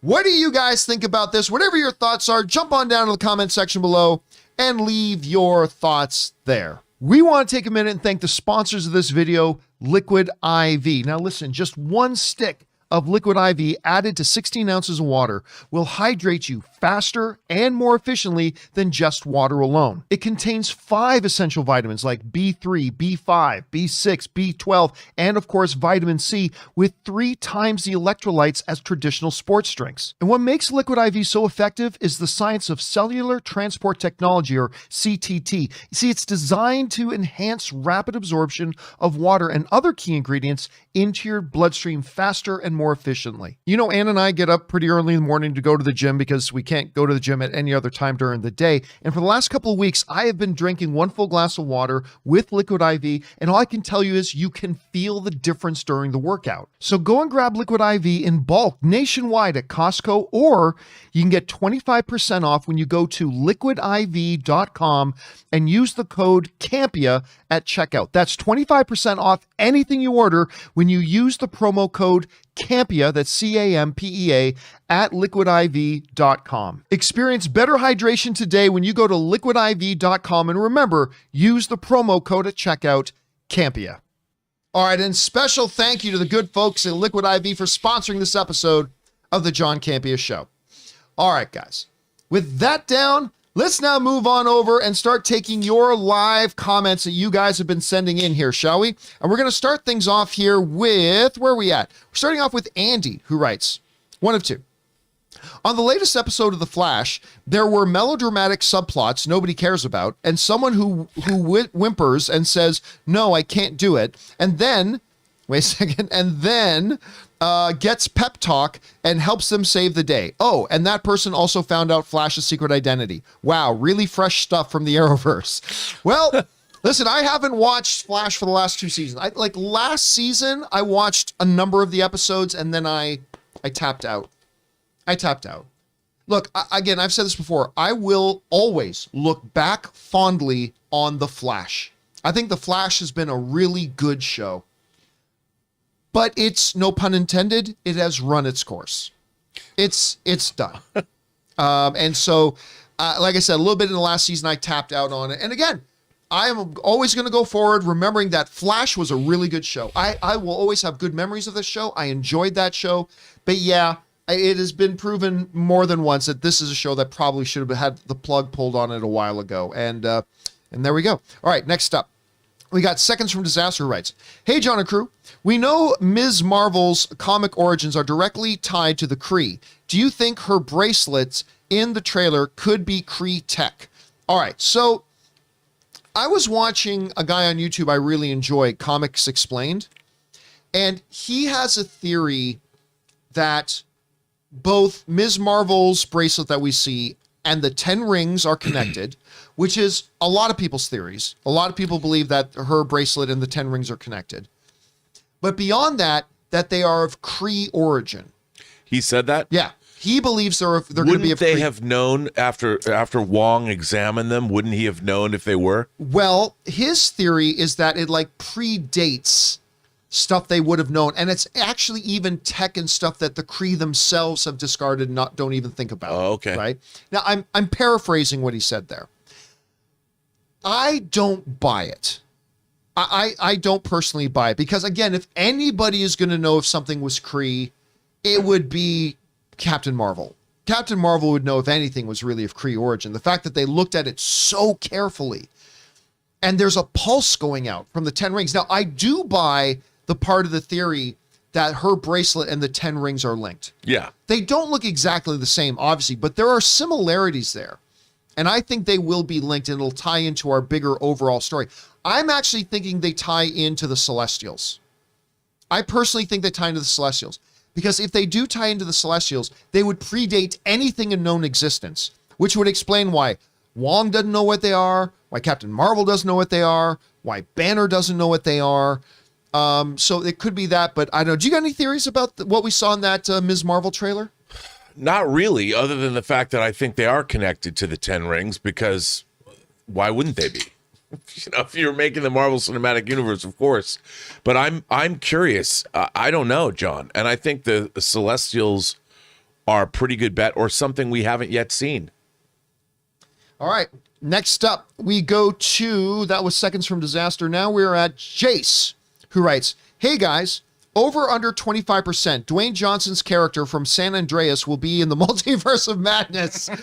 I will put that right at 25%. I'm going to take a push. I'm not going to take over, under. I'm going to say right at 25%. He's going to swooping in on that helicopter. He's going to have his daughter with him. I keep forgetting the actress's name. Alexandra Daddario. Yeah. Thank you. Alexandra Daddario is going to come sweeping in with him. There we go. I'll get that. I'll take the full push on 25%. All right. Dante Shirachia writes, howdy, John and friends. With Amazon's acquisition of MGM, what's your over under 35% we'll see a 007 series and or spinoff by 2035 on Prime Video? Almost zero. Now, I totally believe we are going to get more Bond. For sure, we're going to get more Bond. But it's going to be theatrical. And the main reason for that is, I mean, a lesser reason is because Amazon is committed to theatrical releases for their bigger, higher profile movies. But the bigger reason for that is this. The people who still creatively control Bond is not Amazon. And it wasn't MGM. It's the Broccoli family. They have full creative control over that character. So that's the main reason. Rob, how would you explain the I scenario? completely agree with you. I mean, I definitely think they would push to do something Bond related. But you know 100%, what? yeah. I'll tell you one thing. If they do anything, they should do a villain. Like we've talked about this before on the show, John, long time ago. But the idea of showing the rise of a Bond villain to power, I think that would be a great show. Would you do a different one, or would you go back and use like a Christoph Waltz, or use like? I would do it. Absolutely. Right. The creation of Spectre. You know, coming out of the remnants of World War II. Would there be an audience for that, do you think? I think if it was great, I think so, because Spectre's got multiple characters. Yeah. You know, and it's a criminal organization. I would do a whole show on the organization, the creation of that criminal organization. It's worldwide, could be globe-trotting. And then, you know, I think it could be really, really, really great. All right. Next up, we've got Mikey Palacios writes, I've been saying for years Doctor Strange isn't an Avenger, at least not yet anyway. So it's nice seeing Benedict Cumberbatch have similar thoughts. Yeah, I mean, again, like, you know, Wong kind of said it straight up in the first Doctor Strange. While the Avengers look after these threats, we look after these threats. So they always had a separation there. But I totally get why people saw him as he has a lot of credibility to maybe be the next leader of the Avengers, but that's been put to bed, Mikey. All right, Sam Fisher writes, James Gunn confirmed on Twitter that he will voice himself in Harley Quinn Season 3. Squee! Yeah, I'll be honest with you, I don't care. But John, you love James Gunn. Yes, I do. John, you love Harley Quinn. Yes, I do. And it's going to be fun to see a James Gunn apparently as James Gunn is going to pop up in Season 3. And James Gunn himself is going to voice it. But it's going to be a gag. It's going to be short. It's not going to have long-lasting implications on the show. So it's cool, but I'm not going to lose my shit over it like I would for some other things. But I do love both of those things. All right. Next up, Andy writes, 1 of 2. Alan Horn retired at the end of 2021. Under or over 20% that David Zaslav gives Horn a call after the WB Discovery merger is complete. Under or over 20% that Horn accepts Zaslav's offer. All right, so there's two different questions there. Let's answer the first one. Over under 20% that David Zaslav gives Alan Horn a call. 10,000%. 10,000%. Because I guarantee you every studio has called Alan Horn to see if he'd be interested in a new challenge. I guarantee you. When you look at what that guy did with Disney's movie properties over the course of his career, and listen, all glory to Kevin Feige. Kevin Feige never would have been able to accomplish what he did if he didn't have Alan Horn as a boss. Alan Horn paved the way for the success and always facilitated the success of Kevin Feige. He is the ultimate movie executive. 10,000% Zaslav has already called Alan Horn. Second question, over under 20% that Alan Horn accepts? Under. I'd go 5%. He's already been talked out of retirement once and worked for what was it, like 15 additional years, something like that, after he already retired. Plus, they talked him out of retirement because Big Papa Iger is very persuasive. So he talked Alan Shore out of retirement. He already did it once. That dude is sipping Mai Tais and enjoying life right now. I don't think there's any chance he comes back. What do you think? I totally agree with you. And plus, the business that Alan Horn worked within is being swept away. And it's just changing. And even if he was a relatively young guy, I don't think he would come back. You know, I think he would want new challenges. He doesn't need the landscape that currently exists now. I don't think it's nearly as fun as it used to be for movie moguls. All right, next up, we've got Rookie Tukey writes, and says like a $20 super chat. Thank you, Rookie, for supporting our channel on that level, man. Writes 1 of 2. John, I've committed a cinema sin. I have to confess this transgressions to ease my conscience. My first time viewing of Lawrence of Arabia was on my screen cracked iPhone 5 when I was in Mexico. Oh, God.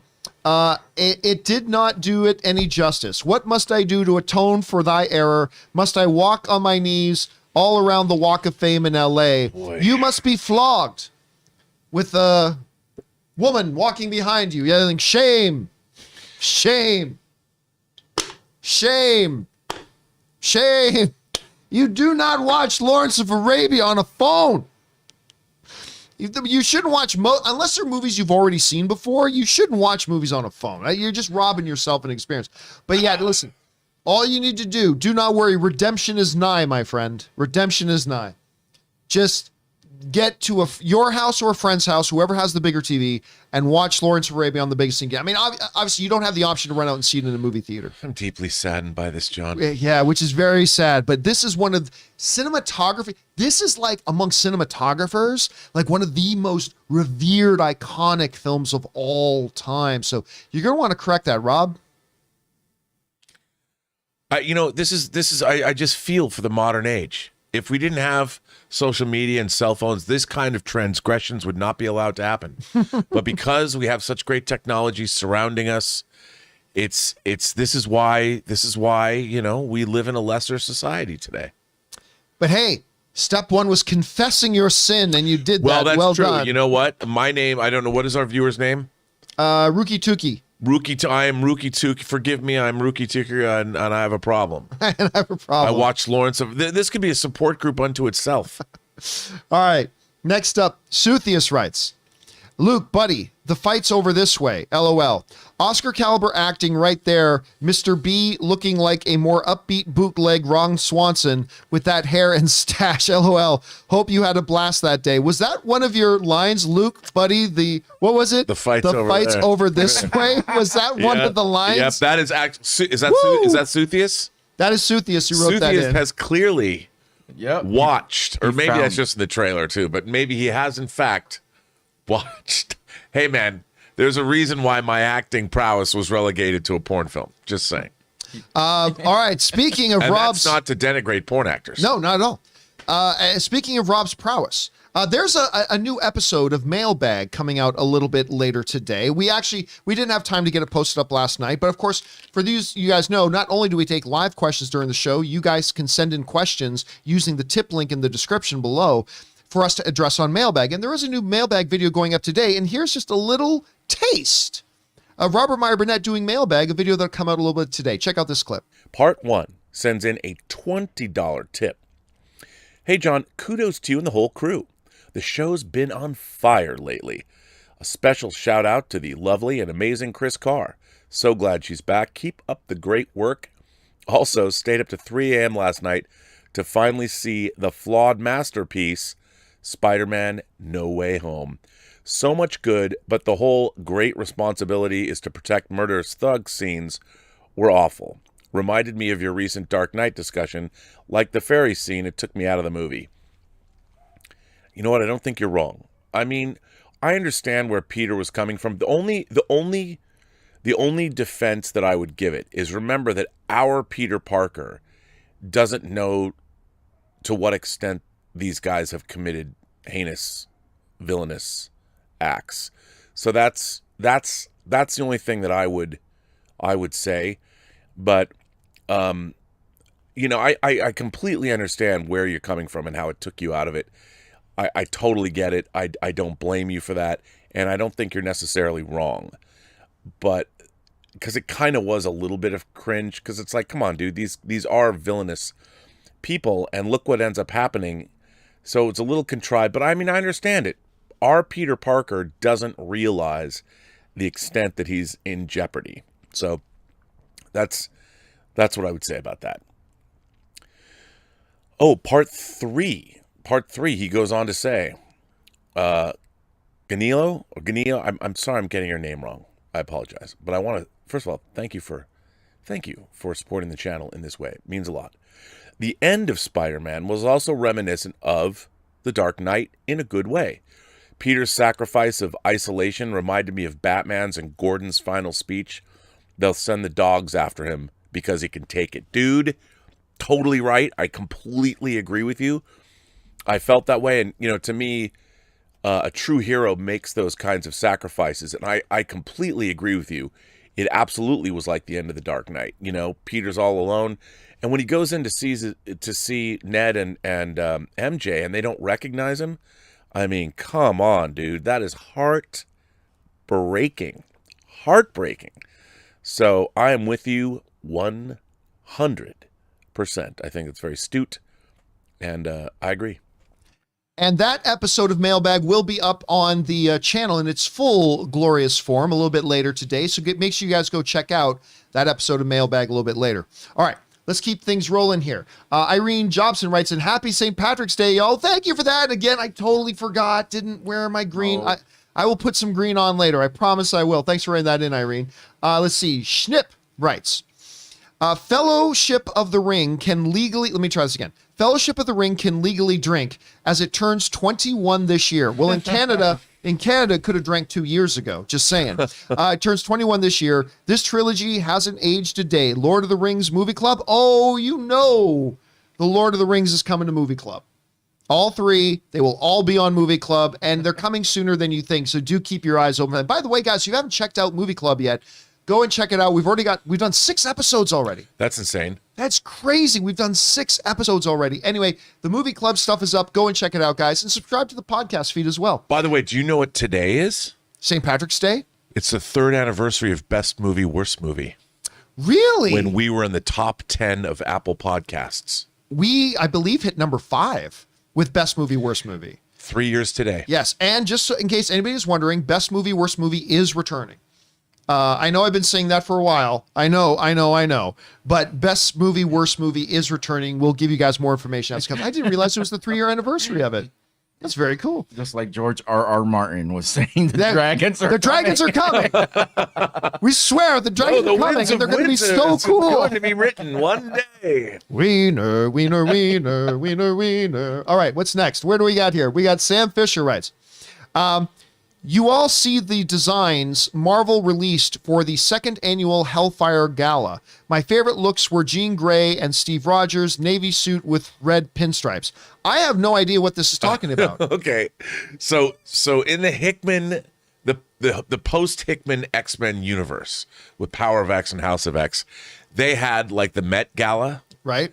They had the X-Men Gala, and I did not realize they were going to do it again. Why wouldn't they? I have not seen the new.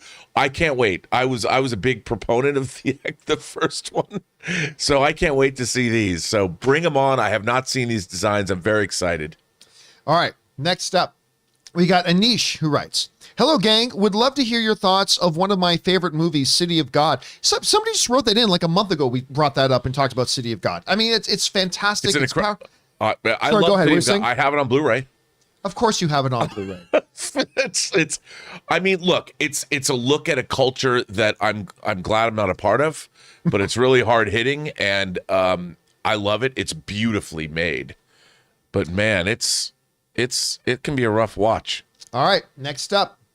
We've got Rookie. Oh, that was already to that. Sam Fisher writes, John, you say you don't like cats because they are a-holes, but isn't that part of the fun? No. Hey, listen, and you're talking to a guy that grew up with cats. I grew up and always had a cat in our family, and I liked our cats. And I got to admit, I love kittens. When we go to the Petco to pick up dog supplies, and they have the kittens in the window, I always look at the kittens. Come on, time out. But as my mother always says, the biggest problem with kittens is that they become cats. All right, okay. I was going to say, how can you love kittens and not like cats? Because kittens, they are very different when they're kittens. Like, they're super different. They learn to become assholes. Like, that's the stage of cat development. The slogan from cute, adorable, wonderful little things to complete utter assholes. But it is what it is. And no offense to any of my cat-loving friends out there. We all have issues. All right. Next up. Oh, man. So, Elliot Cecil writes, John, did you see the Barry Season 3 teaser? I did not. If so, how excited are you for the new season, and what are your overall thoughts on the show? I was late to the part. I might not be remembering this right, but I don't think I started watching Barry until after the first season ended. Me too. I was a little bit late to it. I heard it was really good. Well, it didn't look all that great to me, to be honest with you. It's But- it's really good. It's really, you know what it reminded me of? It reminded me of that John Cusack movie, Gross Point Blank. Gross Point Blank. Thank you. It reminded me a little bit of Gross Point Blank, Yep. but in all the best ways. Yeah. It's a terrific show. I have not seen the season 3 teaser yet, but I am very much excited for it. Have you been watching, Barry? Yeah, I have, but I haven't. I saw that the third season trailer was up this morning, but I didn't watch it. Haven't seen it yet myself either. I can't wait to, though. All right. Let's see. Suthius writes, okay, I just bought No Way Home on digital from Google, but it has audio description that I can't turn off. I hope I'm not the only one here. Oh, well, that's a glitch then. I guarantee you that can be turned off. I have never personally had, I mean, I've had it where some things I've played, the subtitles automatically come up and I just go into the things and I turn them off. Yeah. But I guarantee you that is a glitch. See if it rectifies itself. If it doesn't, just write to Google customer support. You should be able to get that rectified, or double check all your settings, because sometimes it just comes in automatically activated for some reason, Suthius. All right. My Comic Planet writes, John, not hearing good things about Ben Affleck's Deep Waters. Yikes. Haven't heard anything about, that's the one he does with Adam de Armas. Yeah, dude. Okay, Anna de Armas. Jeffrey Wells, who's a Hollywood Elsewhere. Yeah, I know Jeffrey. Okay, so he wrote some things about it, and I've been deliriously excited for this movie. I get deliriously excited for a lot of things. I love Adrian Lyne. This is based on a Patricia Highsmith novel. It looked great, but Jeffrey, without reviewing it, or unless he did it yesterday, I didn't see his column yesterday, he alluded that he had a lot of problems with it, which kind of bums me out. Well, I mean, Because Adrian Fatal Attraction line, Adrian Jacob's Ladder line, Adrian Flashdance line. Come on, you know. I mean, I knew there might be reason when they pulled it from theaters. I know. That was our first red flag. I know. But again, I haven't seen it myself, so we'll find out. All right. Next up, Sam Fisher writes, Rob, if Paramount casts Bones, should they just do a revival? Oh, I see what they're doing. Yeah. Rob, if Paramount casts Bones, should they just do a revival of the original Kirk series? And do you have a problem with modern Trek? Well, that's a stupid question, Sam. Anyway, should they do a revival of the original if they recast Bones? Well, we've already had 3 movies where they've done that. Look, I find the great thing about the Berman era of Star Trek is you went from Next Generation to Deep Space Nine to Voyager, and even Enterprise dealt with the beginnings of the Federation. It was all new. It was all new. New characters, new situations, new stories. I do not understand why in this modern age, all the Discovery's a prequel series, the upcoming Strange New Worlds is a prequel series, Picard is a sequel series, Lower Decks references all the other Star Trek shows. Prodigy is actually pretty interesting, even though it's got Janeway on it. Well, a holographic Janeway. I don't understand why they don't take a page from classic Star Trek. For 25 seasons and 18 years, there was new characters and new stories. Star Trek is a perfect test bed for that kind of thing. Why don't they go back and do it? Why do we need to see... Discovery is completely new stories and new everything. But I mean, it Deep comes- Space Nine went back and brought in Worf. Yeah, but that was taking Worf's story further. Discovery introduced Spock again and Sarek, and they touched on all these characters that have already, I mean, literally grown old and died, and then they bring them back. Star Trek did such a great job of creating new stories and advancing that mythology. Yeah, and but that it's been was so cool. good. And obviously that part is up for debate, but it's just been so good. Has it though? It has. It has. You know Not what? for everybody. I have to tell you, Not for everybody. the first 2 episodes of Picard, I was like, okay, until this 3rd episode, and I'm like, oh. I have not seen the 3rd episode yet. Which your reaction makes me think I'll probably really love it. But You we'll know what? find out. I don't think you will. This one, Okay. I don't think you will because. And I certainly don't love every episode of Discovery. I mean, I really by the do way, like you the know show who overall. directed this week's episode of Star Trek Picard? Leah Thompson. Really? Yeah. Oh, that's fascinating. And I was happy for her but I'm like, God, couldn't you have given her a better script? Well, let's see. All right. By the way, oh crap! Now I lost my train of thought of what I was going to ask you. If I remember, I'll come back to it. All right. Next up, Mickey Bell writes, a big 20th anniversary today to WrestleMania 18 in Toronto. Hogan versus The Rock still has to. Wait a minute. Is that the 20th anniversary of Hogan versus Rock? Can't be. Can't be. Still has to be is still to this day a great match. What are your memories of that? That can't be 20 years ago. What WrestleMania was he saying it was? He's saying it was WrestleMania 18. Was WrestleMania 18 Hogan versus The Rock? In 2002? It was 2002. March 17th, 2002. And was it Hogan versus The Rock? Hogan versus The Rock. Dude, that's 20 years That was today. 20 years ago? Today. Which still is my favorite WrestleMania match of all time. That match was so good. I still remember watching because Hogan at that point was an absolute heel. Hollywood Hogan at that point was the heel. He was the bad guy. He had, gone over to WCW. Wait, Hogan? Hulk Hogan. Hulk Hogan was Rocky 3 came out in 82. I know, but so WrestleMania that you're talking about was 20 years after that. Yes.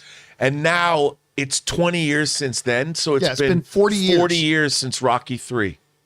So I cannot believe for a second, but anyway, so Hogan was a total villain, coming against the most popular star in Dwayne "The Rock" Johnson. Well, established. He totally was, established. He Big was total superstar. face. Yeah. Total, yeah. But as the match went on, like the audience started cheering for Hogan and for both of them. It was going back. It was not the best technical wrestling match ever, but it was a great match to watch. On the biggest stage, I never thought I would see the fans determine the story. It was that bad where Hogan was supposed to do all these like heel things, bad guy things, but yet the fans cheered everything he did. So he started playing off the fans like a good guy They both would. did. They it both was so started playing off crazy. it. I mean, man, that crowd had to be the best crowd during a match. Now, I've my ever seen. favorite WrestleMania match, I believe it was WrestleMania 2. I think it was. Correct me if I'm wrong, Ray, but I believe it was Randy Macho Man Savage versus Ricky the Dragon Steamboat. I think that was WrestleMania. I could be way off on that about when that match happened. That may not have been 2. No, because 2 was Hogan and Mr. T again. Mr. T in a boxing match, wasn't it? Wasn't WrestleMania 2? Yeah, it was Mr. T against Roddy Piper in a boxing match. That's the dumb one where they had it in 3 different places. It was like 6 hours long. I think that might have been the one. Okay, no, I'm being told it was WrestleMania 3 where Macho Man and Ricky Steamboat had that. Dude. I think that's my favorite match. Dwayne Johnson's going to be 50. Yeah. Yeah, he's been around for a while. Wow. All right, we got to keep moving Oh, on. yeah, man. All right, next up. Joseph Arroyo writes, "Hey, crew. Taking my wife for her first showing of Batman this weekend. Nice. My 4th screening. Between AMC Dolby Cinema and AMC Prime, which is the best experience? Thanks." Well, I mean, look, we've gone over this before. There is a little confusion there. A Dolby Cinema is an AMC Prime. It's Dolby Cinema at AMC Prime. Then there are AMC Prime without the Dolby Cinema. The difference is the Dolby Cinema at AMC Prime has the dual laser projection system and the Atmos system and all that kind of stuff. It also has the leather reclining seats, really well laid out theater. So the AMC Prime without Dolby still has the leather reclining motorized seats, great spacing, beautiful, wonderful viewing experience. But the Dolby Cinema at AMC Prime has that plus the dual laser projection system. So if you got to pick one and they're both open to you, go for the Dolby. Go for the AMC Prime Dolby. That's the better experience. All right, but they're both great. You can't go wrong. All right, Julian Mott writes, "Woo! Von Miller to the Bills, baby." I got really excited to see that. And I get to see The Godfather in theaters this weekend. What Nice. a time to be alive. I was really surprised. So Von Miller goes to the LA Rams for 6 minutes, wins a Super Bowl, and then heads over to who could win the next Super Bowl in the Buffalo Bills. It's a good time to be Von Miller. And he signed like what, a 6-year, was it a 6-year, $20 million contract or some huge, ridiculous number for a defensive player at his age? Good for him, man. Good for him. All right, Anish writes, "Winning Time is fantastic. I still haven't watched episode 2. You're going to love it. I got to get on. I'll get on that today. Yeah, I keep forgetting about it. I really appreciate that some shots look like they shot it with a camera from the 70s and love Jason Clarke as Jerry West. The Jerry West character, I've only seen one episode, is so good. You know, I So read good. that one of their technical advisors on the show quit because they didn't appreciate his portrayal of Jerry West. Really? Yeah, there's an article about it. I'm like, the show is so heightened anyway, but John C. Reilly, As Dr. Buss. dude, I want to grow up and be him. Dude, it was so I want to great. be his. I want to be Buss. I mean, it's just, he might be my favorite character on television other than Captain Kirk. I'll tell you what, I was watching, I do a lot of YouTube surfing, and I came across this great video of my favorite poker player of all time is Daniel Negreanu. So there's this poker clip up of Daniel Negreanu busting out Phil Hellmuth. So I'm like, I'm going to watch that. But in that game with them playing was Dr. Jerry Buss. And Buss was like talking and being funny and all this kind of stuff. It's like he played a lot of poker. Jerry Buss played a lot of poker. He just looks like the most biggest fun games. man of all time. Yeah, he really does. At All right. least in the show. At least in the show he does. But on these poker videos he does too. All right. Where are we at here? Attack of the Mushi writes, I love how Marvel retroactively makes older films better. The Dark World, Age of Ultron, maybe The Amazing Spider-Man 2, hard maybe on that one. I don't know that they actually make older films better. Like, they can give them more relevance. Like first of all, number one, I always think Age of Ultron is an underrated film. I love it. And the more I watch it, the more I appreciate it. Does it have some quirks to it? Yes. But they're like, one of my favorite moments in any MCU movie ever was when Black Widow was talking to Banner. At the party. Yeah, and I might be getting a couple of the words wrong here, but basically she goes, I knew this guy who was always willing to jump into the fight and jump into the fray. But then I met this guy who always ran away from the fight because he knew he'd win. And she's and like, when you understand everything going on under the surface and that very odd matching, which by the way, I think is one of the biggest mistakes Marvel ever made, is not pursuing that relationship. Because I fell in love. What's the phrase? Ship? I shipped that relationship. The moment I saw that, and she's talking to Banner, and the way she describes it, it made it all seem like perfect sense. Like at first you think, Black Widow and Dr. Banner? No. But then when she's describing and telling that story, and then I meet this guy who runs away from the fight because he knows he'll win. All of a sudden, you're thinking about everything that happened in the first Avengers movie when she was the one that had to go and reach out to him and get him to come in and all that kind of stuff. And like the way they just threw that relationship away, I always thought was a waste. Totally a waste. But I don't know that Marvel's future films make their older films better, to be honest. They still are what they are, I think. Yeah, but I mean, I think that further situations and things give them more resonance. You Yeah, know, if and you can give them more narrative importance. Yeah. Yeah, I agree with that. All right, next up. We got Elizabeth Gerardo who writes, update on special features. When you purchase No Way Home on Apple, it was a struggle finding them, but they are there. Not sure how long they are, but I'm glad I own the movie. I haven't heard anybody. First of all, Elizabeth, thank you for putting that in for anybody who might be struggling with them, but I haven't heard any reports of people struggling to find the special features attached to the Apple purchase. Have you heard of any, Rob? No. I mean, I know that there's special features, but I haven't heard any problems or anything. Now, like of course, I can tell you exactly what Robert Meyer Burnett will say next. You know where you won't have a problem finding the special features? On the physical media copies of it. I mean, that's exactly what I was going to say. Was I wrong? Sony puts that out, and Sony always does a great job with those discs. I haven't watched. I mean, I saw a couple of the leaked special features, but I haven't seen the full. I got to watch that. Yeah. I haven't bought the movie yet. I got to buy the movie. And West Side Story. Do you have a good special features on that? Laurent Bosro did a whole documentary in the making. Very cool. Can definitely get All right. that. Thank you for sending that in, You Elizabeth. got and a giving everybody- PlayStation 5. Yeah. Come on. And thanks for giving everybody that update, Elizabeth. All right. Nikita Mohanan writes, 1 of 2. Hey, John and Rob, please do a review of the outfit as one of your main topics for tomorrow's show. It's been getting stellar reviews from nearly... Nope. Okay. Now this is the Mark Rylance movie. Rylance movie It that we looks talked about great yesterday. with Zoe Deutsch. It looks great. I'm not going to see it. I'm sorry. Let me rephrase. It's not that I'm not going to see it. Period. I'm not going to see it by tomorrow. No, me neither. We definitely won't be able to review it tomorrow. But and you know what? I'll be straight up with you. We're probably not going to review it because generally I have a rule that if we can't review a movie within like 2 or 3 days that it comes out, there's no point in us reviewing it. So we probably will, but I'm sure we'll talk about it sometime. Yeah, because we both love Mark Rylance. It's right up my alley too. Yeah. So all right, next up, Hoop Suni writes, "Hey guys, some of my favorite movies are the horrible boss movies, even the second one. What are your thoughts, and would you want to see another one?" I love the first horrible bosses Me too. movie. Love it.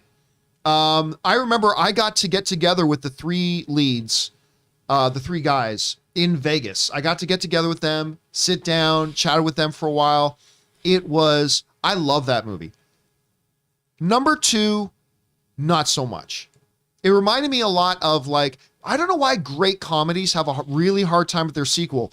Analyze This was great. Analyze That, not so much. Arthur 2 on the Rocks. Arthur 2 on the Rocks is one that history has tried to forget. Oh, Then The Hangover Part 2. I didn't think it sucked, but it didn't come anywhere near the standard of the first one. And Horrible Bosses. I'll be honest with you, I'm not really interested in a third one. You, Rob? no. Yeah, but I love that first one, dude. Love it. All right, next up. Walid Haji writes, Hollywood changing posters for China? No. I mean, I don't know if you knew this. Every country forever has always had various versions of different posters and things like that. So they're not changing posters for China. I mean, that's a standard thing. Rob, has it not been for like forever? Yeah, every country has different, but yeah, they have removed certain people from American versions of the posters when they go to China. But again, I don't really know that there's a story here because every country has their own kind of different versions of the posters anyway. All right, Michael Croissant writes, Happy St. Patrick's Day from Belfast. Thank you, sir. Do you guys celebrate St. Paddy's? Have you ever visited / wanted to visit Ireland? Listen, I have wanted to visit Ireland for a very long time. I'm not going to lie. It's mostly due to the fact that U2 is my all-time favorite band. So like when I was playing in U2 cover bands back in high school in my early college days, I've always wanted to visit Ireland. I never have. Now, I haven't celebrated St. Paddy's Day since I moved to the States, really. Like in Hamilton, St. Paddy's Day is actually a pretty big deal up in Hamilton, Ontario, Canada. I'd always go to Solanche's. That was a big bar there. Solanche's for St. Paddy's Day. It's really tough in Hamilton to get into a bar on St. Patrick's Day. Yeah, even here in LA, I mean, St. Patrick's Day can be a big deal. I've got a bit of Irish blood in me. And I've wanted to go, to Ireland my whole life. To meet a nice redhead. My dream, though, one day, John, is to walk across all of Ireland and go to every single distillery. That would be a long trip. Yeah, I want to take a year. It's a long trip. And just wander around Ireland and drink every whiskey that I could find. Sample the whole country. Next up, BJ writes, Happy St. Paddy's Day. Thank you so much for that, BJ. Happy St. Paddy's Day to you as well. Anish writes, Movie club suggestions. Rush Hour? No. Independence Day? Maybe. Men in Black? Possibly. The Matrix? Definitely. The Truman Show? Maybe. Unbreakable? Maybe. Ferris Bueller's Days Off? No. The Sandlot? No. I mean, I like all those movies, but it's got to fall under it's got to fit a certain amount of criteria. A lot of those films don't, but I do like all those movies. But I think we can definitely say The Matrix will be one of those. For sure. For sure will absolutely be one of those, Anish. And I love The Sandlot. You're killing me, Smalls. Diego writes, I think Shazam 2 can be the next Jumanji at the box office. Nah. If that were true, Shazam 1 would have been it. Because Jumanji, but it's a sequel to well, it's not really a sequel. I mean, look, in terms of box office, it was really, really, really good, maybe. But well, it is really good. No, but I mean the sequel that we haven't seen yet. Yeah, I think the sequel can do better than the original one did. I do too, for sure. Fingers crossed. I hope it's as good as the original. I love the original. I love the first Shazam movie. I think it's great. But I cannot see it get snuggling up to the $1 billion mark like Jumanji did. I just don't see it happening. I would love it. I would totally love it if it did, but I just don't see it happening. All right. KC Mack writes, of all these clips of Moon Knight keeps coming out, all these clips of Moon Knight keep coming out, and I just try to avoid them. It's going to be like that for Doctor Strange 2 as well. I respect that. I do. I don't really care. I can watch that clip and it's not going to take anything away from my viewing experience. We're a month and a half away from Doctor Strange. We're now literally in the weeks. It's no longer months. We're not counting down by months anymore. We're now in the weeks counting down. And how many days now till Moon Knight? Till Moon Knight? I'm surprised you don't know it off the 13. top of your head. 13. 13 days away. It's a very exciting time. All right, next up. Thanks for that, Casey. Christopher E.G. Bunike writes, over under 30%, we get a 50 Shades or Euphoria Easter egg in Madam Web. 0.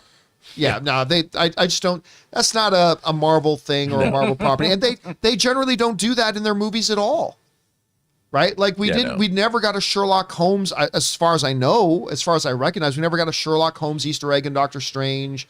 So it's just not something they seem to do. So I really doubt they would do it for either of those properties. All right, Amin writes. 1 of 2. Got my Star Wars Celebration tickets the other day. First time going, nice. We'll be there Saturday and Sunday. I know you guys mentioned you'd be planning on going. And if you do a meet and greet there, can you try to do it on either Saturday or Sunday, please? Yeah, I'm not sure I'll be doing a meet and greet there. Like, Ann and I got our tickets well over a year ago, because we got our tickets for what was supposed to be Star Wars Celebration. Then when it got bumped, they honored our tickets for now. So we have our tickets, and Ann and I will be at the Anaheim Convention Center for Star Wars Celebration on Saturday. It's the Saturday we'll be there. But I do not think I'm going to plan a meet and greet, because people are not going to Star Wars Celebration to see me. They're going to celebrate Star Wars. Well, John, you did meet and greets at Comic-Con. That's because everybody knows people go to Comic-Con to meet me. Star Wars Celebration might be a little bit different. So, Rob, did you get tickets to Celebration? Did not. They were a tough ticket to get. It's hard to get them because they put them on for the rest on sale on March 15th, and they sold out immediately. When I heard the tickets went on sale, I'm like, oh God, we're screwed, because I totally forgot to get tickets for this year. And then Anne reminded me, we already have our tickets because we bought them well over a year ago. I'm like, oh, I forgot about that. So yeah, but I'll be there. So if you are going to be at Star Wars Celebration on the Saturday, keep your eyes open for me. Please come and say hi. If you I might go hang out at the bar, one of the hotels. Maybe I'll come meet you. Because it's always a party. Yeah, always, all the way around the convention center. Totally is. All right, next up, A. Marcellus writes, showed my stepson all Star Wars movies. He loves the universe, but he asked me why no one remembered Anakin Skywalker 20 years later when a guy named Luke Skywalker showed up. Hey, man, it is one of the weird questions about Star Wars. How many Smiths are there in the universe? A lot more than Skywalkers on Tatooine in that town. It is one of the weirder questions. It is. It's hard to get around that. Hey, come on. Anakin lived in like Mos Espa. Still. It's a different Mos. Mos Eisley's different. Still. I mean, I don't know if Watto's still alive in the time of the original films.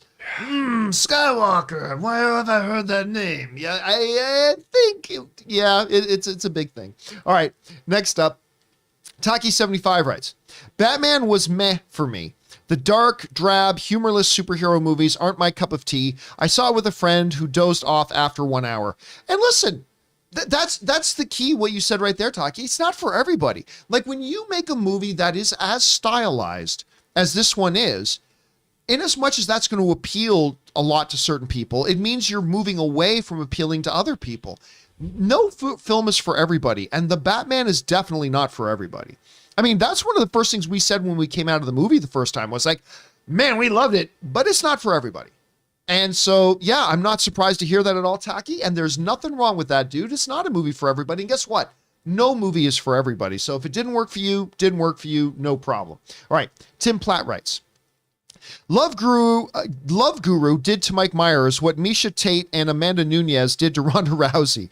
Hope he comes back strong. He has been missed. Misha Tate? No, yeah, he just wrote and said he had a brain fart. He meant Holly Holm.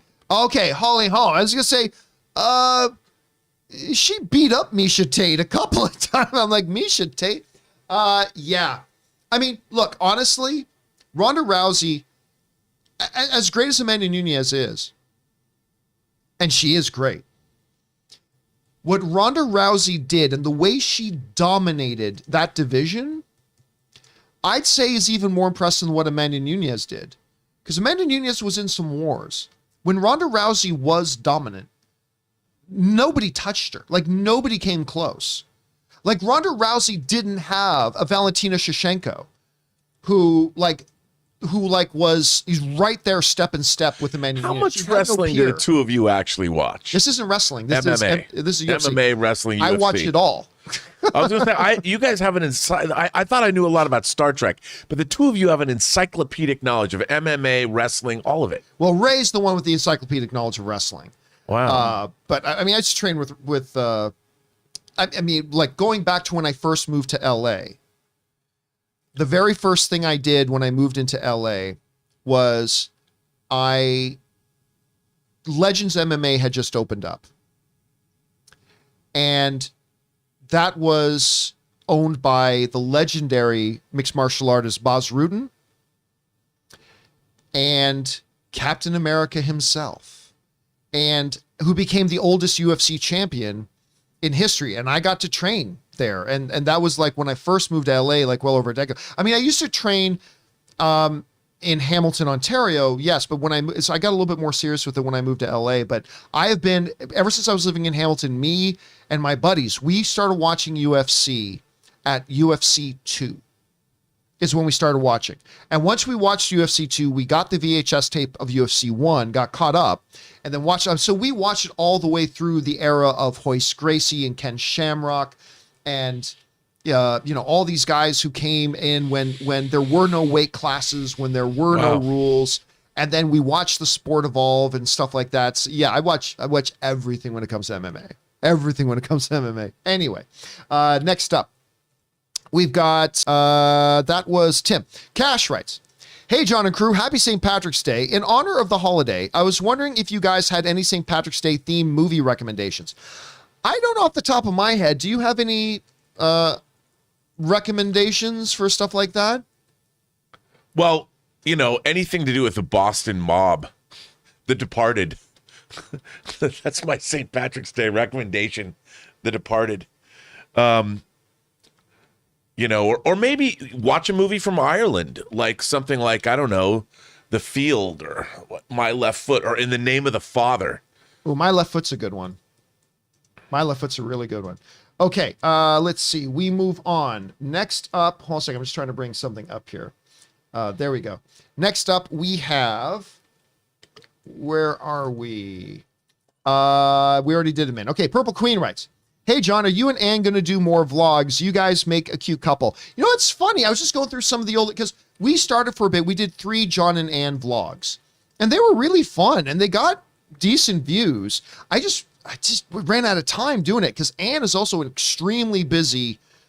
She's a big wig at she's always a big wig at whatever company she's working with, and it's always been how. But you know what? I think I'm going to bring it up with Ann today to see if we should do some more vlogs. I think I would very much like to do that. Thanks for bringing that up, Purple Queen. All right. Chase Olivas writes, "Hey, John and crew, found your show in February and have been hooked ever since." Well, thank you so much. And by the way, you tipped in like a $20 super chat. Thank you for that, Chase. Have my Morbius ticket ready. Keep up the great work. Well, thank you so much. And listen, Chase, you and me both, man. I got my Morbius tickets the moment those things dropped. I am so excited for Morbius. I know not everybody is. Like Chris Carr. Chris Carr, not so excited about Morbius. I know there's a lot of you guys not so excited about Morbius. But me, hey, look, it could be terrible. It might be awful, Chase. But I'm going in there with high expectations. I think the trailers have looked great. I think the clips they've shown have looked great. And I am very excited about it. And hopefully you and I, Chase, have a great time at it. All right, next up.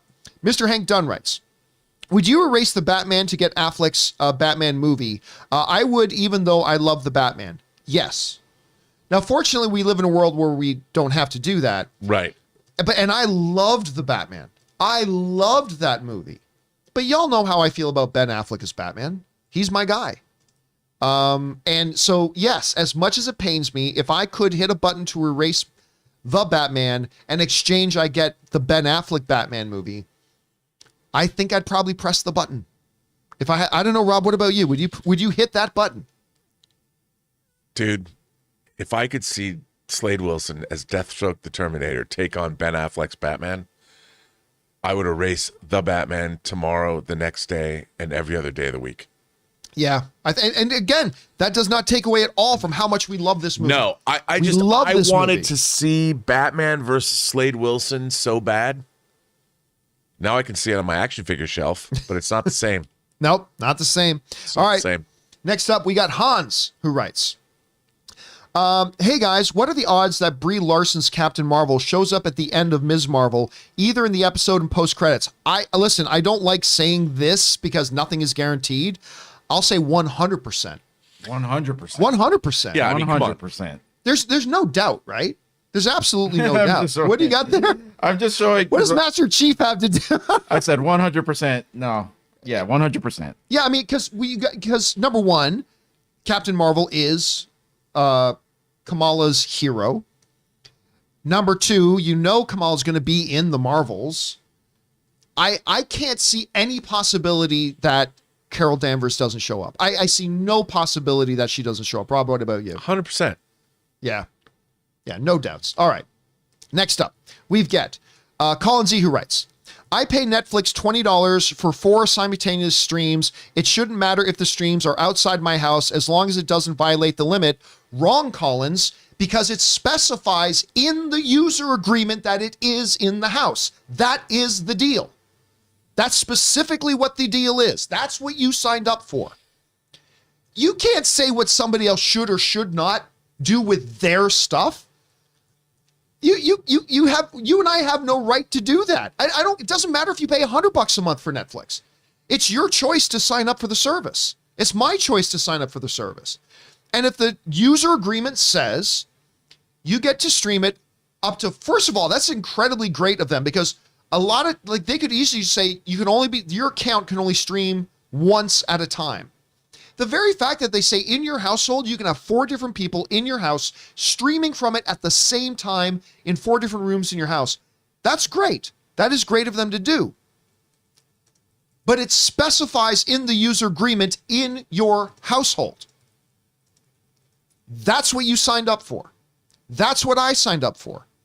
There is no argument to be made. There is no logical argument to me that says I should be able to let my friends just use it for free.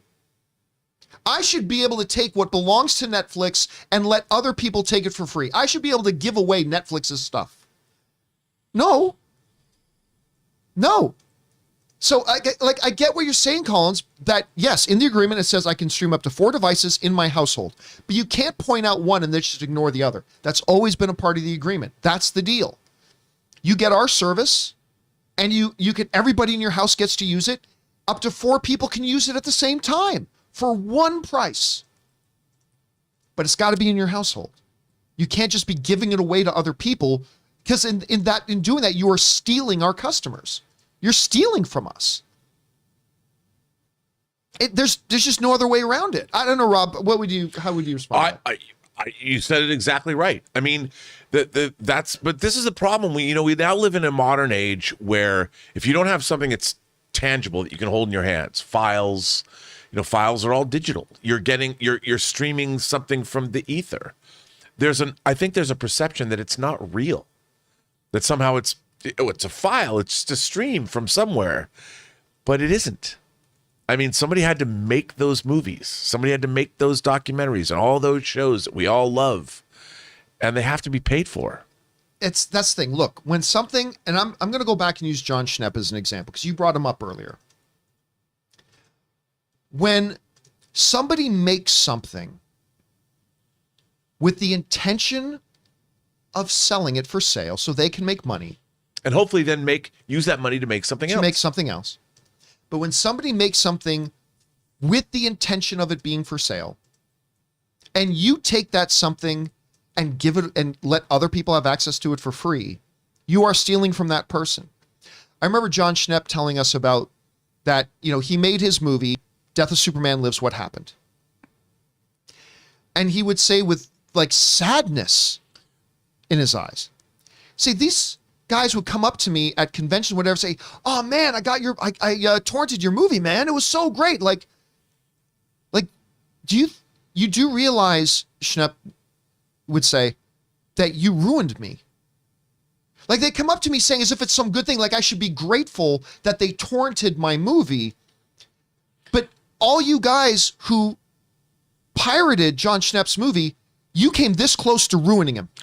And I mean that literally. You came this close to bankrupting him and ruining him and causing him an amazing amount of stretch that made him question about whether he even wanted to be a content creator anymore, because people just took the years of work and money that he maxed borrowed out every money. card. He had investors. He maxed out every card. He borrowed money to make that damn thing, and then people stole it and thought that was cool, and they nearly ruined him. I went to lunch with him once, and he told me how many millions of, like 6 million downloads or something, because he was watching. Yeah. And he's like, imagine if free downloads. Imagine if I had a 10% of that. If somebody, of all those 6 million people, if 10% had paid me, I could do the series that he never got to complete. There was so much work he could have done, but and this was our community. That's what hurt him the most. It was us. It was us, well, fellow that's geeks. why he felt hurt by it. He goes, "This is my community, this fan community that John Schnepp had like dedicated so much of his life to, and they were his people and all this kind of stuff, and they're the ones that almost ruined him." And it was heartbreak. His heart was broken over it. It really hurt him a lot. But that's that same principle. You say, well, John, Netflix isn't John Schnepp. True, but the principle remains.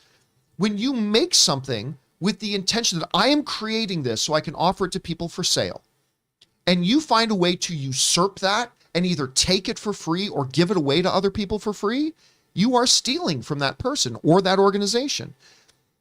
And it is what it is. And listen, I get it. Paying $20 seems like it's steep for something. But when you consider what Netflix gives us, the sheer volume of content they have, and how many hours a month you probably are on watching Netflix, it probably works down to literally cents a day. Cents a day. And it's still a pretty good value proposition. The Great British Baking Show alone, John, justifies my Netflix subscription for a year. Yeah. Oh well. At any rate, let's keep going on. We still got a bunch of questions to get through here. Anyway, Collins, so clearly, Collins, I completely disagree. I think you're missing a big part of that, but I appreciate you sharing your point of view, and I'm glad you're here, man. All right, next up. Late Night Alum writes, A24's Everything Everywhere All at Once, got my tickets for it. Dude. Drops tonight, and I'll be there. Heard it was originally written for Jackie Chan. Is it on your radar? Dude, we've been gushing about this movie ever since the trailer dropped. And Ann immediately, she was keeping an eye on it. Immediately, the moment those tickets came on sale, she snapped up our tickets for it. You mean Michelle Yeoh in the Multiverse of Madness? Oh. and I didn't realize that the guy playing her husband is Short Round. I had no idea. Apparently, there is time for love, Dr. Jones. That's good. So, yeah, I am ludicrously excited to see this, man. All right. Brian Sanner writes, good morning, my favorite YouTube crew. Good morning, Brian. So they should have released Moon Knight tomorrow. The 18th, because it's going to be a full moon. Hey, but listen, but Moon Knight's emblem is not a full moon. Yeah. It's a quarter moon. It's the little thumbnail. It's the crescent moon. It's the crescent moon. That's the quarter scale moon. It's the 1/4 scale moon. That's right. That doesn't make sense at all. That's right. So, but yeah, I can see what you're saying there, Brian. All right. Next up, Purple Haze 4564 writes, hey crew, another question. So why in the world is it possible with DC that we can get a Flash and Superman on TV, but not a damn live action Batman on the CW? Please help educate me, John and crew. Well, here's the thing. For the very longest time, for many years, Warner Brothers had a straight up rule. You do not have Superman, Wonder Woman, or Batman on the television. The properties were too valuable. We cannot risk diminishing the IP. Because the rarest things are the more valuable things. And as Superman, Wonder Woman, and Batman were their most valuable properties, they had a rule for a very long time: you cannot touch these three on television. We got to protect their value. And you risk devaluing those characters once you put them on TV. And I will tell you, Superman's IP has been devalued. It has been devalued. It's not as special anymore. Batman and Wonder Woman are the last ones they've got. You suddenly start just throwing Batman on TV. Number one, it ain't going to be done with Batman level quality. and you're going to devalue the IP. And you also increase the chances of it being done badly and it being not looking cheaper and all that kind of stuff. You keep Batman on the big screen exclusively, you protect the IP and you protect its value. Now you can say, well, we sort of had Batman in Titans and we sort of had Batman because what's the name? I'm freezing on the name of the guy who does the voice of Batman in the animated classics. Kevin Conroy. Conroy. Kevin Conroy did appear in that one CW crossover thing as an older Bruce Wayne. Yeah, but really they've been protecting Batman. I think they're going to break down and eventually do it though. But if the movie The Batman proves anything, you should protect Batman and keep him on the big screen. I don't know, Rob, what do you think about that whole No, thing? I agree. I mean, look, the Christopher Nolan, they finally crossed $1 billion. You know, I mean, a TV show, that's you could do a Batman show, but $1 billion plus, you can't deny that. That's a lot of money. No TV show is going to garner you that much cash. And I agree, John. I mean, look at what they did with Superman when he was on Supergirl. They jobbed him, as you said. Yeah. He was jobbed. And Diminished. the value of that character became less. Diminished. It's been diminished and it hasn't been recuperated. So I don't want them to do with Batman. At least I hope they don't. Again, but they used to have the rule with cover Superman 1. They lifted the rule for Superman and look what the result was. It ain't been anything good. I'm just saying. All right. Anyway, next up, Ty Burton writes, I saw Batman again last night, and they are still showing that coming in 2022 promo for DC movies.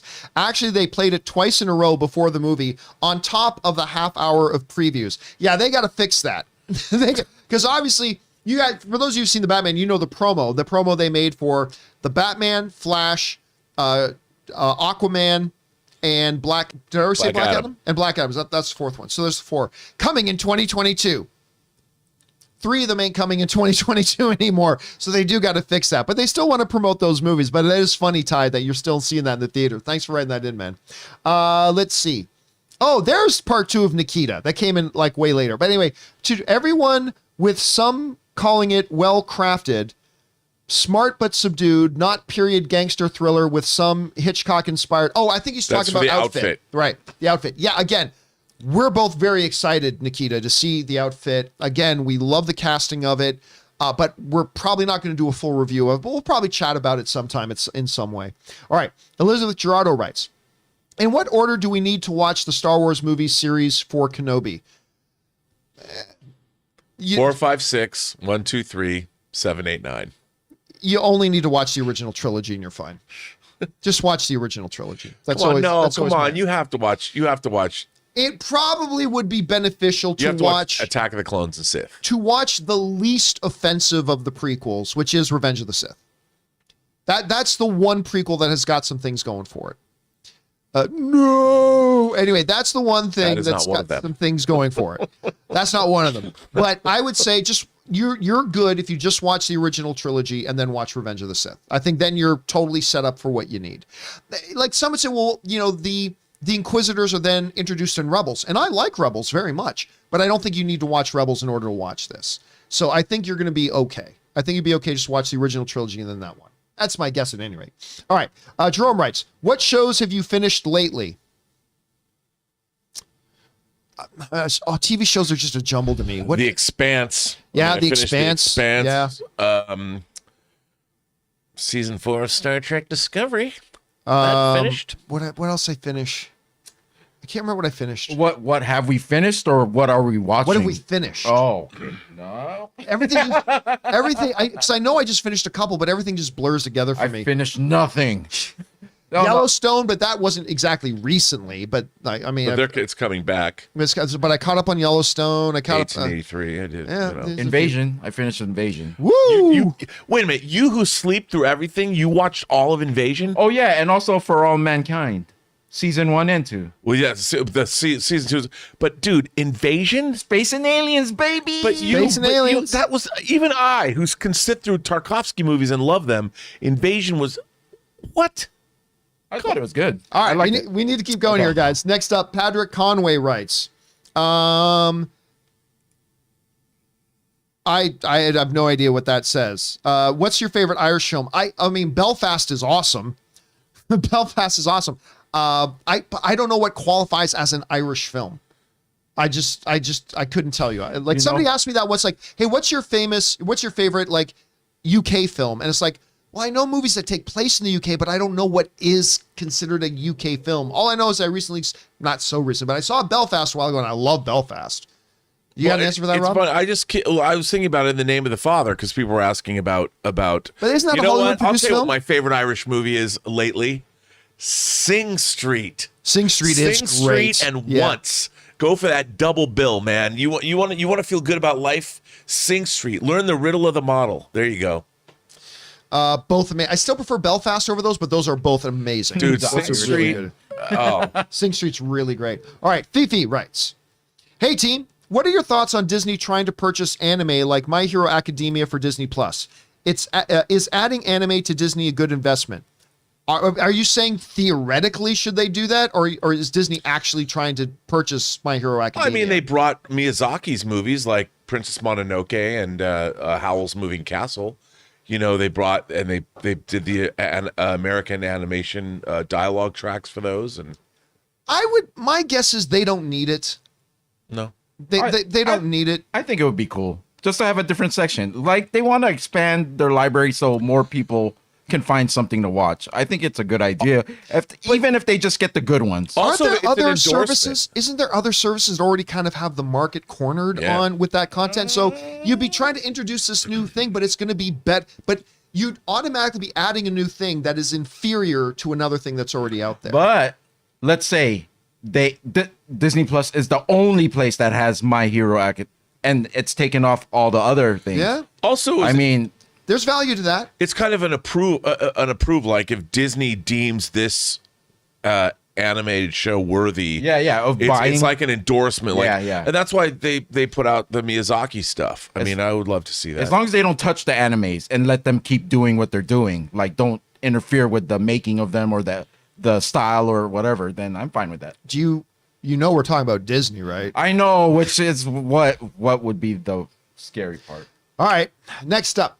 A. Marcellus writes, I have loved all live action Batman except for Clooney, but if you were to point a gun to my head and ask me what my definitive Batman is, I would say the animated series and Mask of the Phantasm. I mean, don't get me wrong, I love the animated series. I really do. I mean, I watched that thing when I was a kid, and Mask of the Phantasm, I always bring up that, all DC and Marvel straight to home video stuff is shit, except Mask of the Phantasm, which doesn't really count because that was theatrical. Released. Right, that was theatrical released. I love these things. Has a great score by Shirley Walker too. And I'm a big fan of animation. You know this. But they're not the Dark Knight. They're not Nolan's Dark Knight. They're not as good as that. They just aren't. Well, they're not. And I even think I put the Batman above them as well.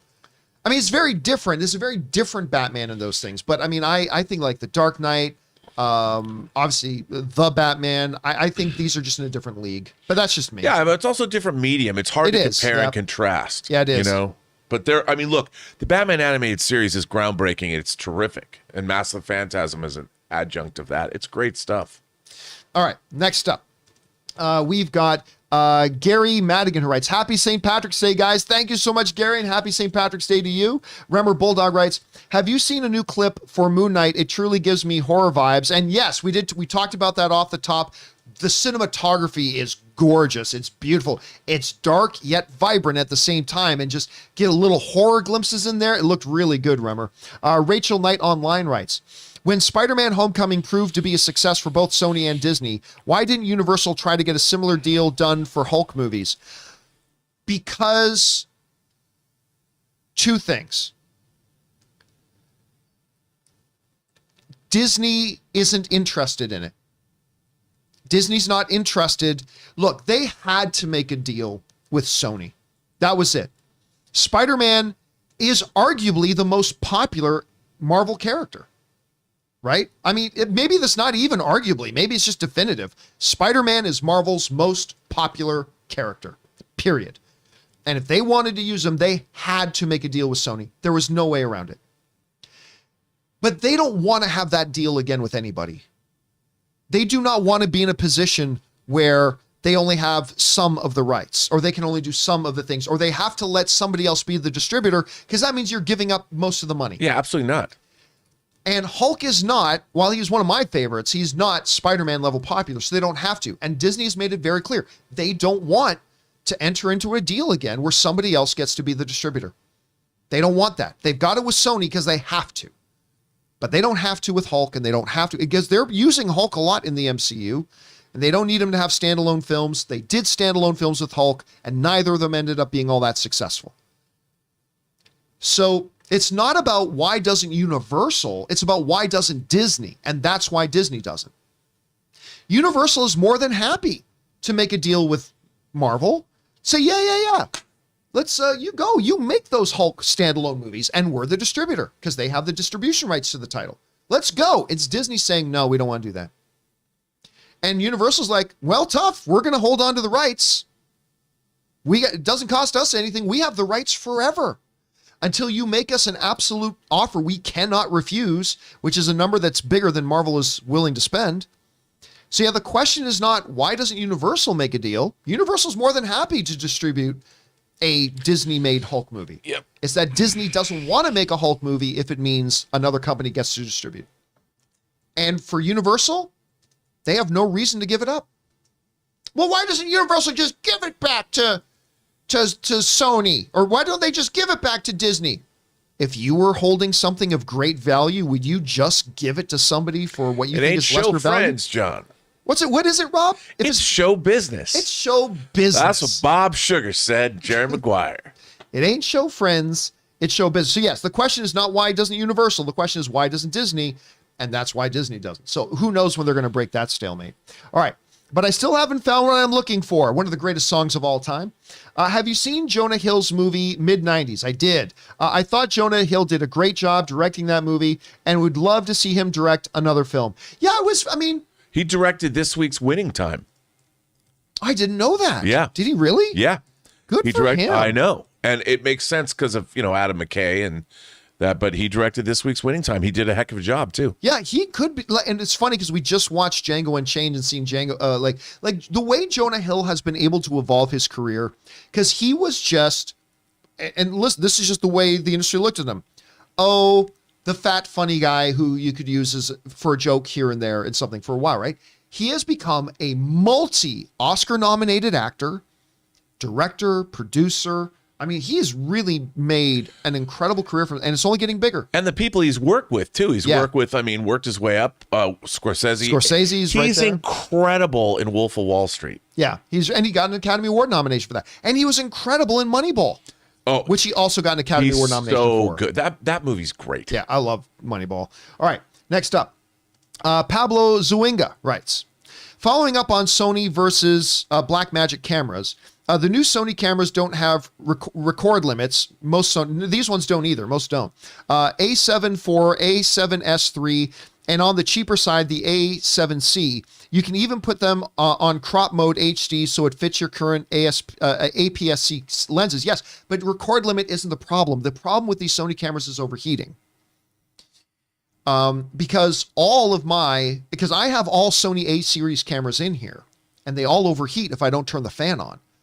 For each single camera I have to have, let me see if I can, you know what I'm going to do? I'm going to do a real cheap out thing here. I'm going to take a picture of what the camera is, and then I'll put the picture on screen. So hold on a second. Let me get a picture of this. Okay. Now let me bring up the picture and hold it up to the camera. Okay. Do you see this? Let me see if it'll focus. There it is. That's my camera looking at me. That's my Sony A7 with a prime Sigma lens on it. See that fan? Every single one of my cameras, I have to have a fan like that hooked up behind it, blowing on the exposed back of the camera. And when I don't do that, you've seen what happens with Chris Carr's cameras when I forget to turn on the phone. Halfway through the show, the camera turns off. And that's a big deal. That's a big deal. It's not about record limits. It's about overheating. Now, these cameras were not meant to shoot for 3 hours at a time. Right. All right? These cameras, they're meant, you can shoot a movie with these things. My camera has a fan on it. Yeah.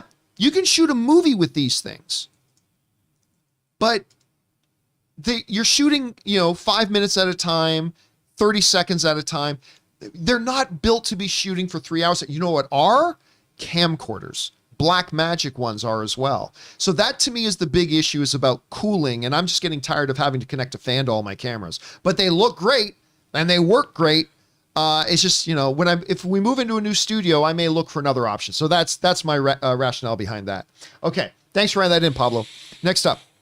Nathan Carlson writes, "Hey, John and Co. Just found your show and love it." Thank you so much, Nathan. In the age of superhero movies, do you think we'll ever see a Mystery Men revisited? One can hope. Listen, when the question comes up of if you could have any movie that never had a sequel that they'd make a sequel for, what would it be? My answer has always been Mystery Men. Always. Mystery Men 2, The Return of Captain Amazing. That movie takes all my money. It was just before its time. If that movie had come out a decade later, you might have really had something. Yeah, I listen, it is. When you go back and watch it now, Rob, it is completely ahead of its time. We just hadn't had we didn't have the MCU. It wasn't popular content yet. Nope. But I'm telling you, go back and watch Mystery Men. That movie is Ben Stiller, Greg Kinnear. Greg Kinnear is Captain Amazing. Casanova Frankenstein, one of the great villainous names of all time. Jeannie Garofalo, Hank Azaria, William H. Macy, Pee Wee Herman. I mean, what a cast. It is so good, but no, they're never going to do another one. It breaks my heart, but if I could pick anyone that they would do, it would be that one. All right, next up.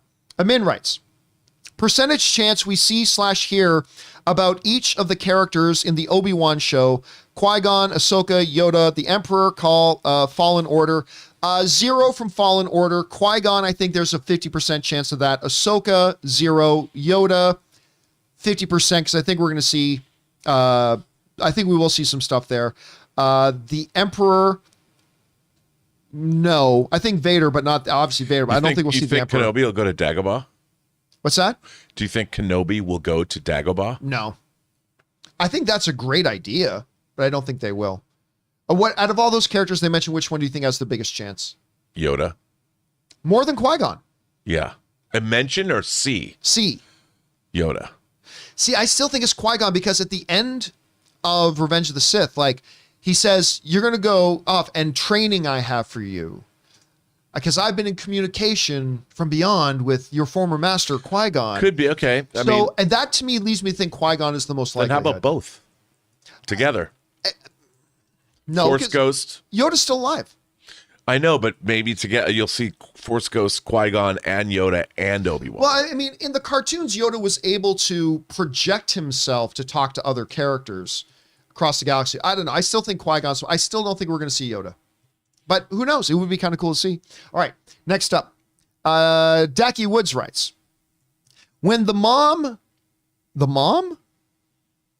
Oh, I see. When the mom in Seeing Red transformed, my inner dye beard kicked in and said, oh my God, we've got a freaking kaiju up in this shit. Yeah, and unfortunately, we can't talk about what scene you're talking about because I don't want to give anything away. But yes, a complete kaiju moment, dude. Absolutely.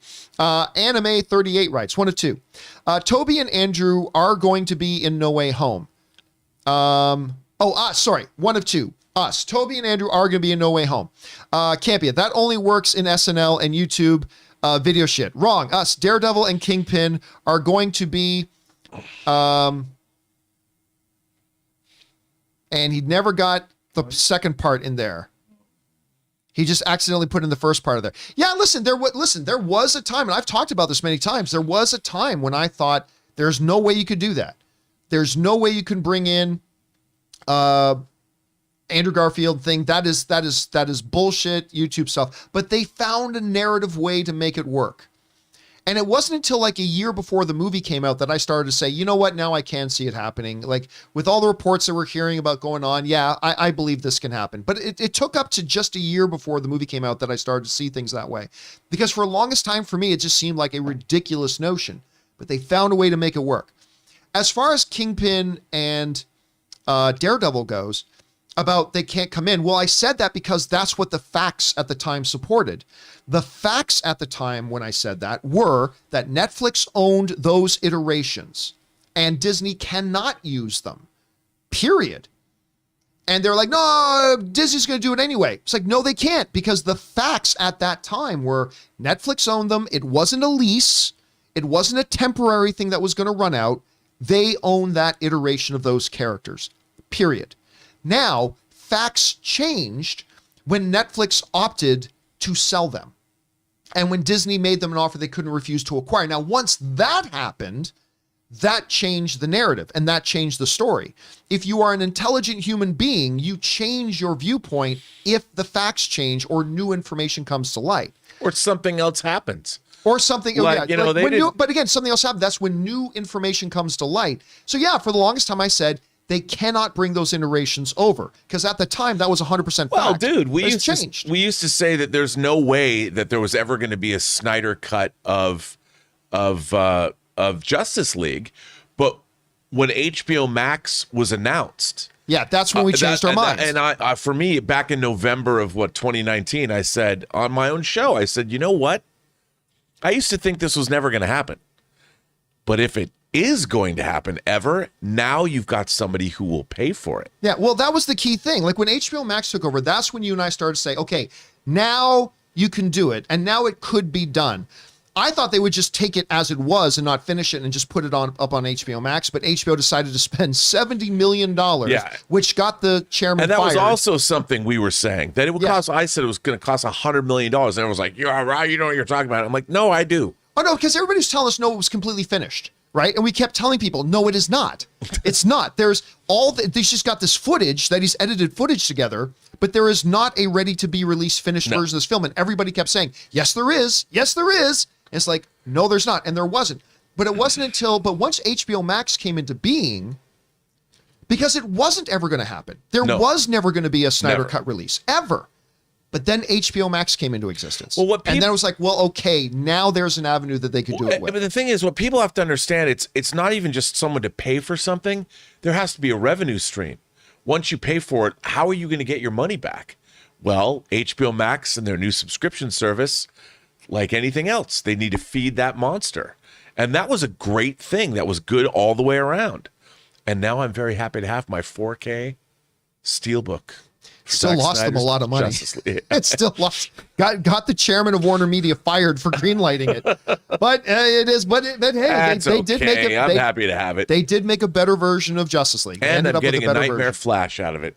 All right. Next up, where are we at here? Adam Mooney writes, one of two. Hey, John, this is my third time reaching out, and again, it's to thank you for encouraging people to create their own YouTube channels. Not for the money, but for their fun and to enhance fandom.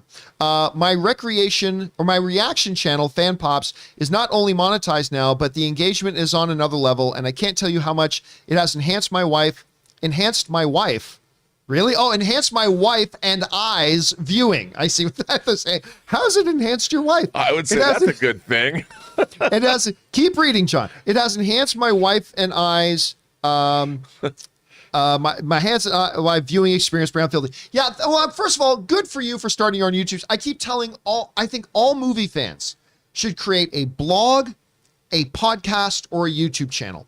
Not to make it their job or to make money off it, but to enhance your own engagement with the object of our fandom. And it gives you an opportunity to give back to the fandom as well and to add your voice to the conversation. I think everybody should do it. I think it's an incredibly fun thing to do. I think it's good for the overall fan community, and I'm glad you're doing it there, Adam. So good on you for that. All right. And our last two questions. This one comes from Alf2024 writes, and sends in like a $20 super chat. Thank you, Alf, who writes, hey, John and crew, two things. Rob, I saw someone post a GIF of you on a Discord server I'm on, but he didn't know who you were. Second, John, do you think turning red is appropriate for kids? Oh, it's absolutely appropriate for kids. There's this bullshit narrative being passed around there.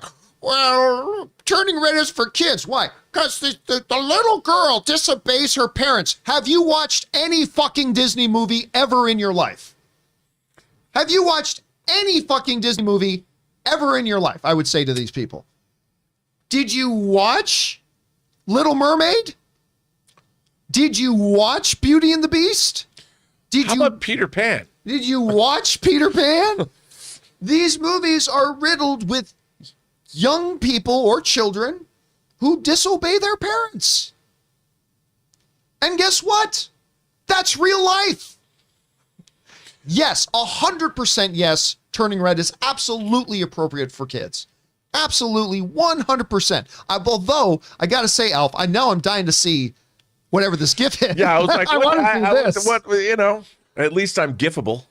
At least you're gifable. All right. You got to be gifable, John.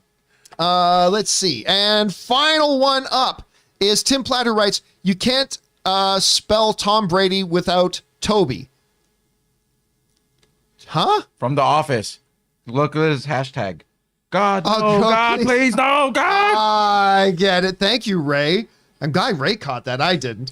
I was like, without Toby Maguire? What? Toby from The Office. Oh, yes. I take it he's not a Tom Brady fan. Probably right there? not a Tom Brady fan, but to all tremble, all ye in the NFL. The GOAT has returned. Tom Brady is back. They're not going to win the Super Bowl this year, but I get another season of watching Tom Brady throw touchdown passes. Anyway, guys, that'll do it for today's installment of the John Campea Show. Thank you so much for being here and making this show a part of your day. Big special thank you to all you guys who sent on those super chats. Number one, because it gave us great fun things to talk about. But number two, you supported this channel as you did, and all of us involved with the show. Thank you guys so very much for your support.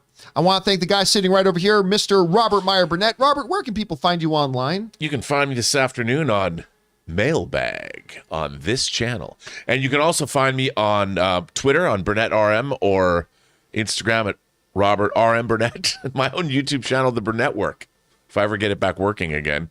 And right beside him, he's been with you guys in the live chat all day, Mr. Ray Aura. Ray, where can people find you? Oh, Matt, Ray Aura with a 0 or Ray 0 RA. But you can find me at the Honda service department. Getting his car fixed. Yeah. Him and Chris, man. Him and Chris. And you guys can simply follow me on Instagram or on Twitter, simply at John Campea. That'll do it for us for now, guys. Thanks a lot for being here. My name's John Campea. And until next time, my friends, bye-bye.